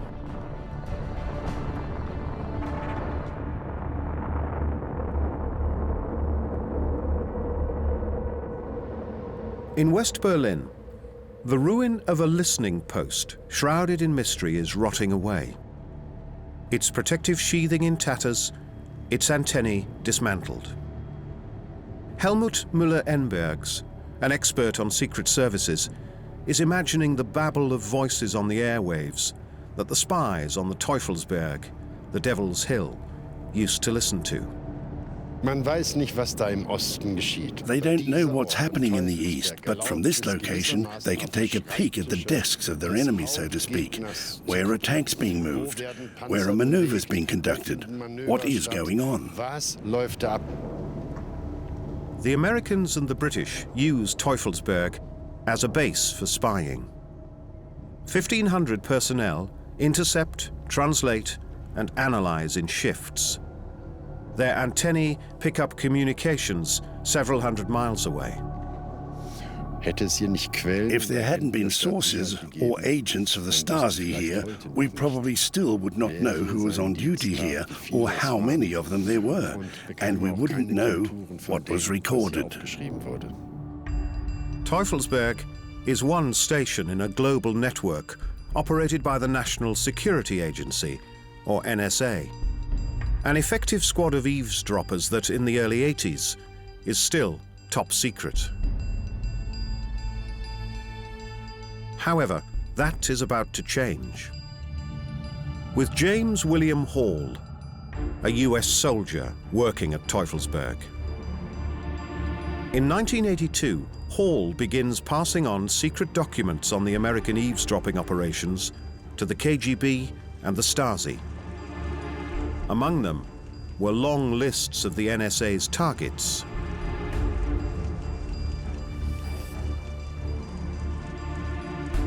Hall's photocopier is running hot. He and his associate are said to wear sunglasses so they can keep the copier's lid open and therefore work faster. Even a classified document with the codename Canopy Wing is sent to East Berlin that way. Canopy Wing has to be the best piece of intelligence the Stasi was ever able to gather.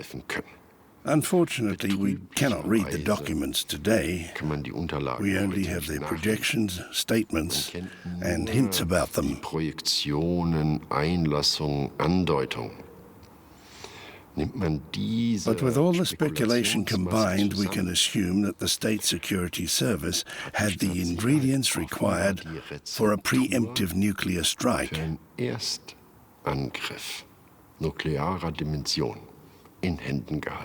They had a strategy for electronic combat. Hall betrays how NATO would communicate in the case of an emergency, and how they want to disrupt the Warsaw Pact's communications. The Stasi describes how the West wants to manipulate radio communications between pilots and control centers on the ground. Strategies that must have been unsettling for Moscow. In the chaos surrounding the Stasi's files after the reunification of Germany, insiders secure the Canopy Wing documents. In 1992, the Kohl administration hands them over to the US without causing a stir. Hall's cover is blown in 1988, and he is sentenced to 40 years in prison. Jeffrey Carney betrays the NSA as well. He doesn't do it for money, but for conscientious reasons. His punishment, 38 years in prison. He is released after almost 12 years. In 1983, Carney is a soldier in the Air Force stationed at the NSA field site in Marienfelde, Berlin.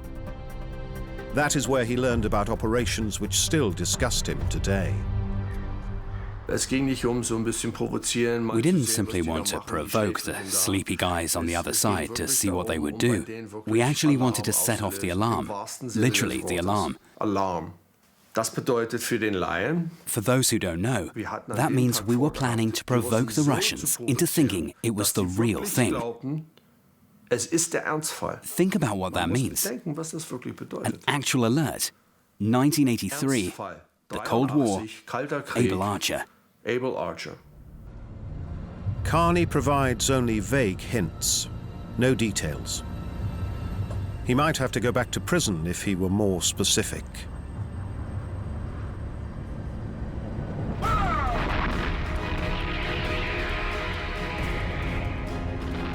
The command post exercise, Able Archer, is the highlight of the annual autumn maneuvers. Just like every year, NATO practices the defense of Western Europe against an attack. The deployment of troops for training purposes has been a routine exercise since the 1960s. But in 1983, Moscow has reason to follow the autumnal maneuvers with particular suspicion. This year, NATO relocates 40,000 troops in Europe, and 16,000 are flown in from the US in silent missions. In early November, the command post exercise, Able Archer, follows. Its scenario: NATO responds to poison gas attacks by its enemy with a nuclear strike. It also practices new procedures of nuclear release. There is evidence that Moscow misunderstood Able Archer as the initial phase of an imminent nuclear attack. An officer in the British military mission later reports that Soviet backfire atom bombers, seen here in original footage of their takeoff, had been stationed in East Germany during Able Archer. Was it just a routine stopover? Or were the bombers ready for a counterattack? Able Archer is going to plan. Then, a double agent sends reports about flash telegrams in Moscow saying NATO bases were on alert. The West recognizes the misunderstanding and reacts. The agent who warns NATO is Oleg Gordievsky, a colonel in the KGB and a mole for the British Secret Intelligence Service. He has been betraying secrets since 1974. The Able Archer crisis makes him famous. There was great danger that bad decisions would be made. With intercontinental ballistic missiles, which take just 30 minutes to reach the other side, there's no time to think or to conduct an organized decision-making process. Since the early 80s, the Kremlin's fear of a first strike by NATO has been growing. Yuri Andropov, the terminally ill General Secretary of the Communist Party, orders the secret services to look for evidence that the West is preparing a war. Moscow readies its nuclear arsenal, as classified US documents prove. The number of redacted passages suggests that Able Archer was not as harmless as Washington still makes it out to be. Gordievsky was able to plausibly explain and convey the dilemma and the psychological state of those involved. That was his real achievement, describing what was going on in the apparatuses and in people's minds, making clear that the Soviet leaders were frightened and concerned and needed to be treated with consideration to prevent fatal decisions.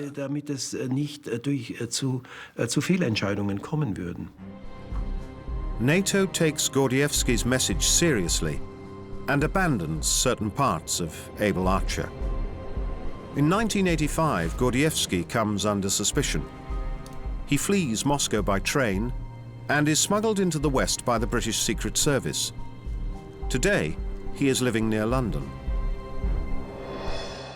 Among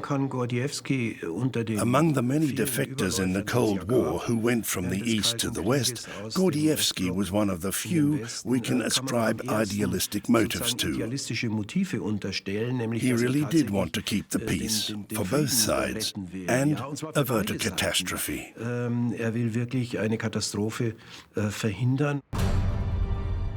Jeffrey Carney sees himself as a traitor for peace as well.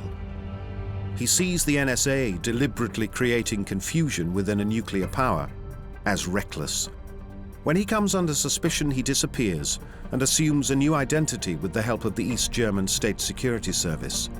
Living as Jens Carney in East Berlin, he is captured by US agents in 1991. To this day, he is convinced he has done the right thing. Many people were not aware back then how close to the brink we were. Why should I regret something like this? A journey back to the atomic age, to when the world stood at the brink of destruction. Nigel Dunkley is visiting the site of a former storage facility for nuclear warheads.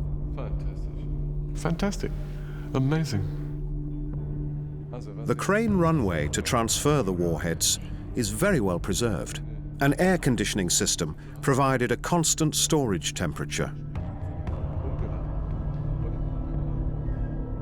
We are at the special weapons site Linde Stolzenhain, 1 hour south of Berlin. The site used to be a restricted area and was closely guarded. To military missions, it was unattainable. Stolzenhain provided space for 328 nuclear warheads in 2 identically structured bunkers. In the ground, there are mountings to anchor the nuclear weapons. Each storage facility has 164 anchoring points. 4 points per warhead, so there were 41 warheads in one depot. To be underground in a storage facility of Soviet nuclear warheads, over 300 of them, when you think of the combined destructive power of so many warheads, that is absolutely shocking. It is stunning. It's extraordinary.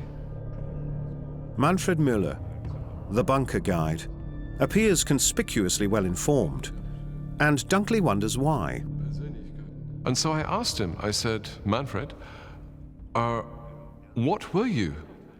And he said, well, ich war Major, I was a major. And I said, well, that's interesting, ich war auch Major, I was a major too.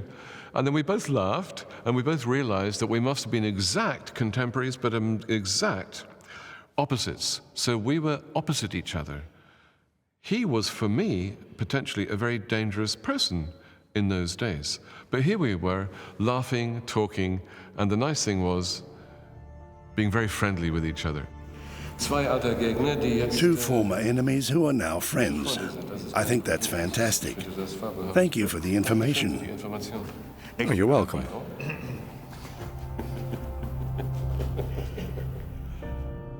Unfortunately, their friendship only lasts for a short time.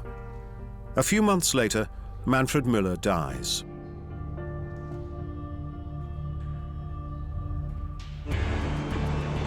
Minsk, in Belarus. Fashionable clothes and international brands of car are everywhere to be seen. 40 years ago, when Vladimir Paskalev reported for duty in West Germany, it was very different. He is a driver for the Soviet military mission. Having been thrown into the hustle and bustle of a Western consumer society, he chauffeurs officers on their reconnaissance missions. He doesn't think of himself as a spy. I wouldn't say we spied on one another. We observed one another, and we kept in touch with the high command of Soviet forces in Germany. Who could we observe anyway? We only monitored troop movements, as we had no access to restricted areas. Aged 21, he arrives in Bunda, Westphalia, the site of the Soviet military mission, or Soxmis, in the British sector. His main task consists of reconnaissance missions. They have become routine in the conflict between two blocs that don't trust each other.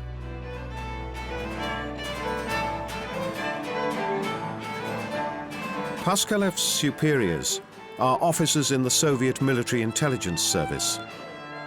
Their mission mirrors those of the British, the French, and the Americans in East Germany. Cold War routine. Today, Paskalev is heading to a meeting with a former comrade.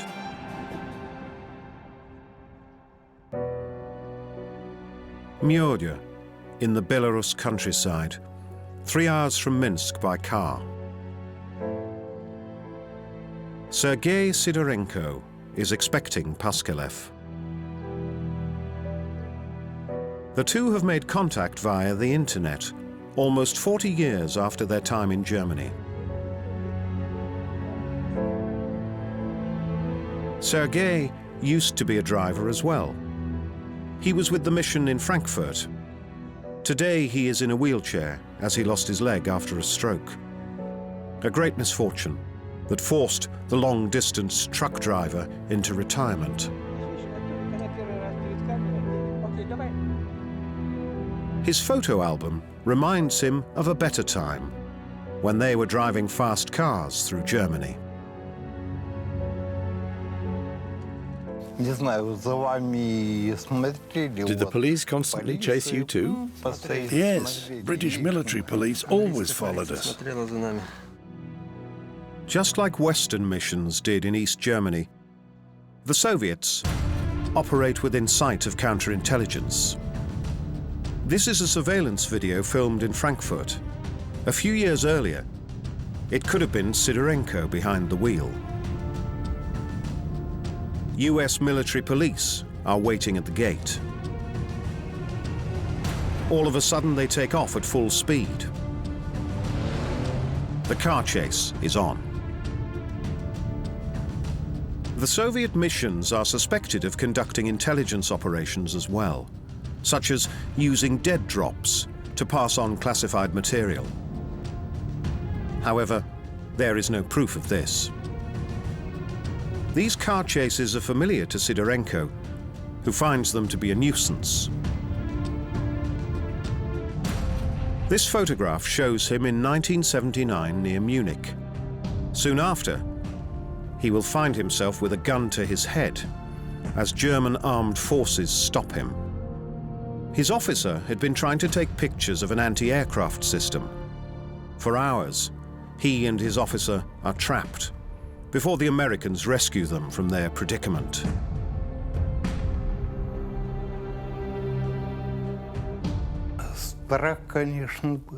Of course, we were scared,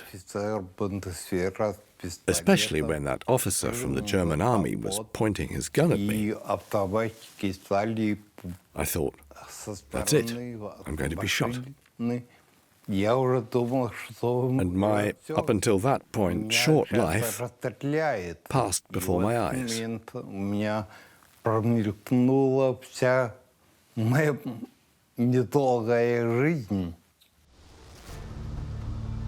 Lawrence G. Kelly is exploring terrain near Neustrelitz. Former forester Erich Gebauer provides him with orientation. In 1984, on this country road, Kelly scored his biggest coup. It's the time of the so-called rearmament in West Germany. In response to the Soviet SS-20, NATO deploys Pershing II missiles. Their nuclear warheads threaten targets as far as Moscow.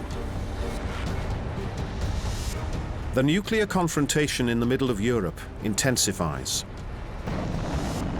The Soviets respond to the Pershings.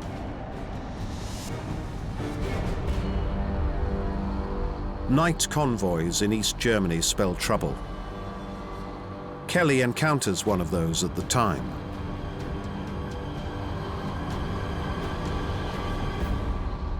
I attempted to call out the VRNs, the license plate numbers, for the vehicles in the column, but there were none. The column was transporting cylindrical environmental canisters with very prominent longitudinal ribs.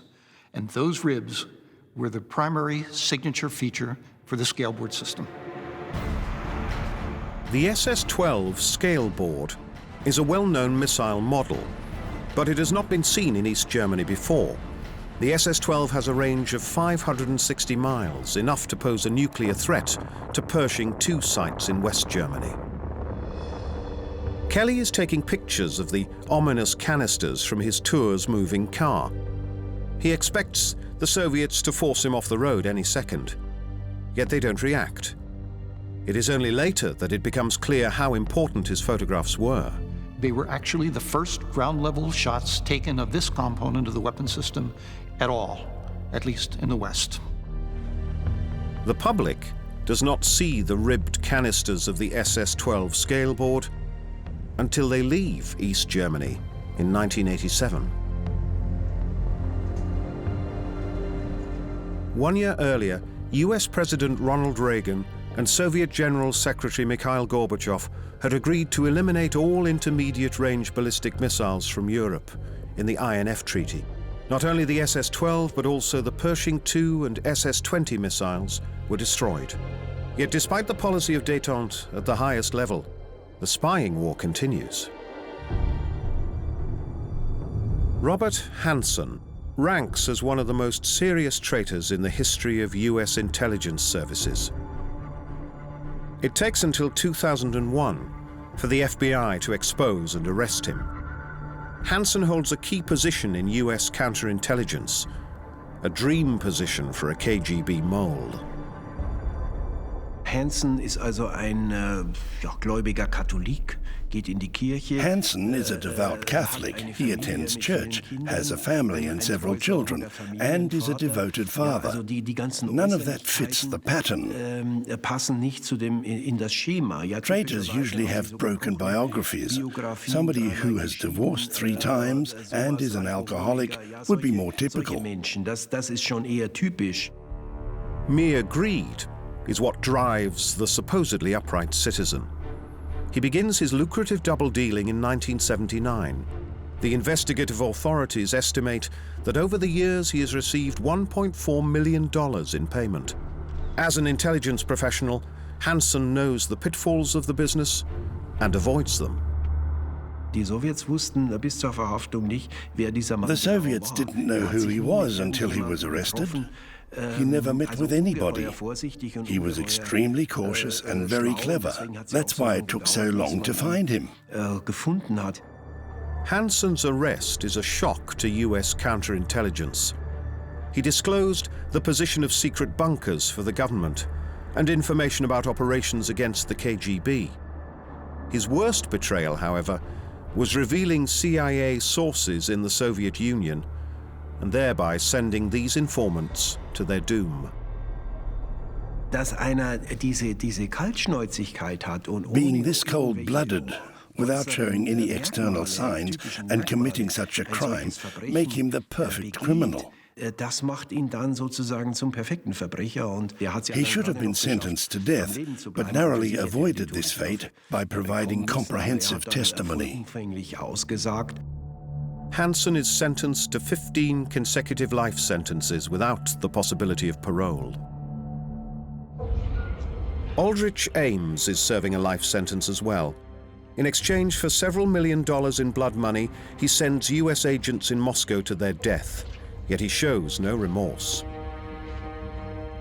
As I get in my car, as I walk in my house, as I put on an expensive suit, do I have an awareness of blood guilt? No, I didn't.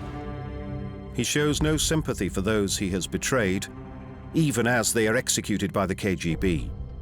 To Ames, death is an occupational hazard for top spies. One of those who was executed was Adolf Tolkachev, a radar specialist. He gives away information about the electronics of the latest Soviet missiles and jets. General Dmitry Polyakov is executed as well. He was a top informant for the CIA. Ames also exposes Oleg Gordievsky, who narrowly escapes the KGB. Aldrich Ames has got blood on his hands, blood of those 10 about Soviet officials who died executed by the KGB as a result of his betrayal. Ames and Hansen, men without scruples. To them, it's all about money, not about status or matters of conscience. As East Germany celebrates the 40th anniversary of the Democratic Republic, its fall is imminent.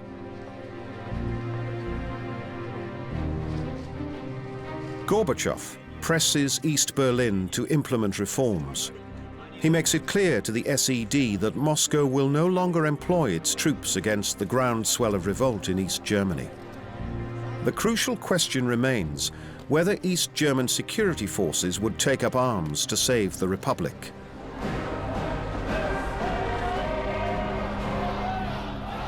Will the GDR's leadership risk open conflict with Moscow?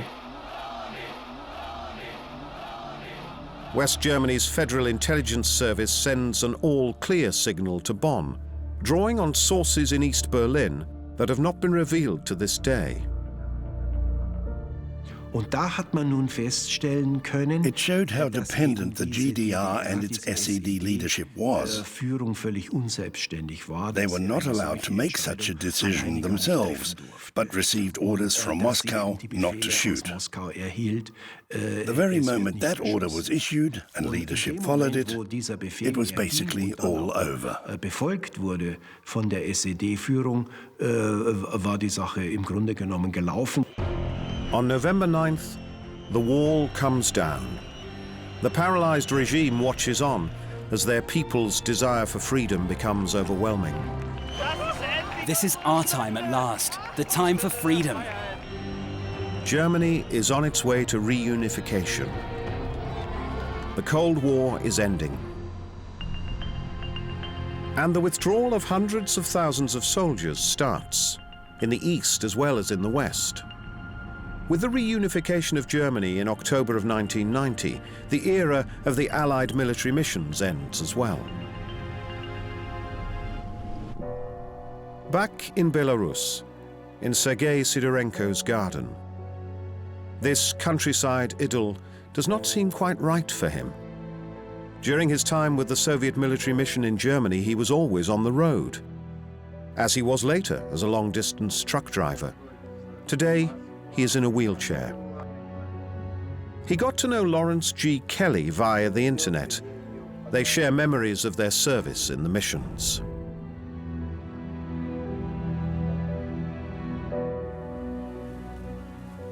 Я даже не ожидал, что такой человек.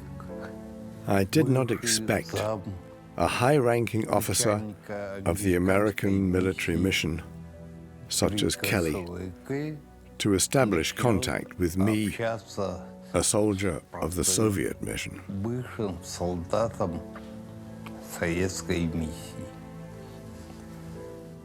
I am very happy to have found such a friend. Такой друг.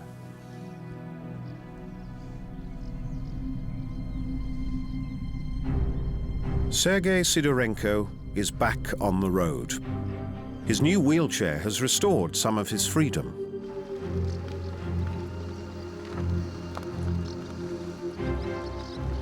It was a Christmas present from veterans of the American and the British missions, organized by Lawrence G. Kelly. A gesture of solidarity between former members of the Reconnaissance Corps with a diplomatic passport. A gesture that goes beyond old enemy lines. Whether they were weapons scouts, spies, traitors by conviction or greed, they all acted as informers in the service of two superpowers, the US and the Soviet Union.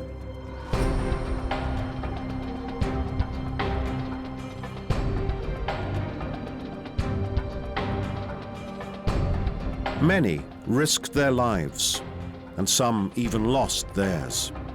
But most of them contributed to security during the Cold War, through reconnaissance, espionage, and even through betrayal. For nothing is more dangerous in the atomic age than to know nothing about your potential enemy.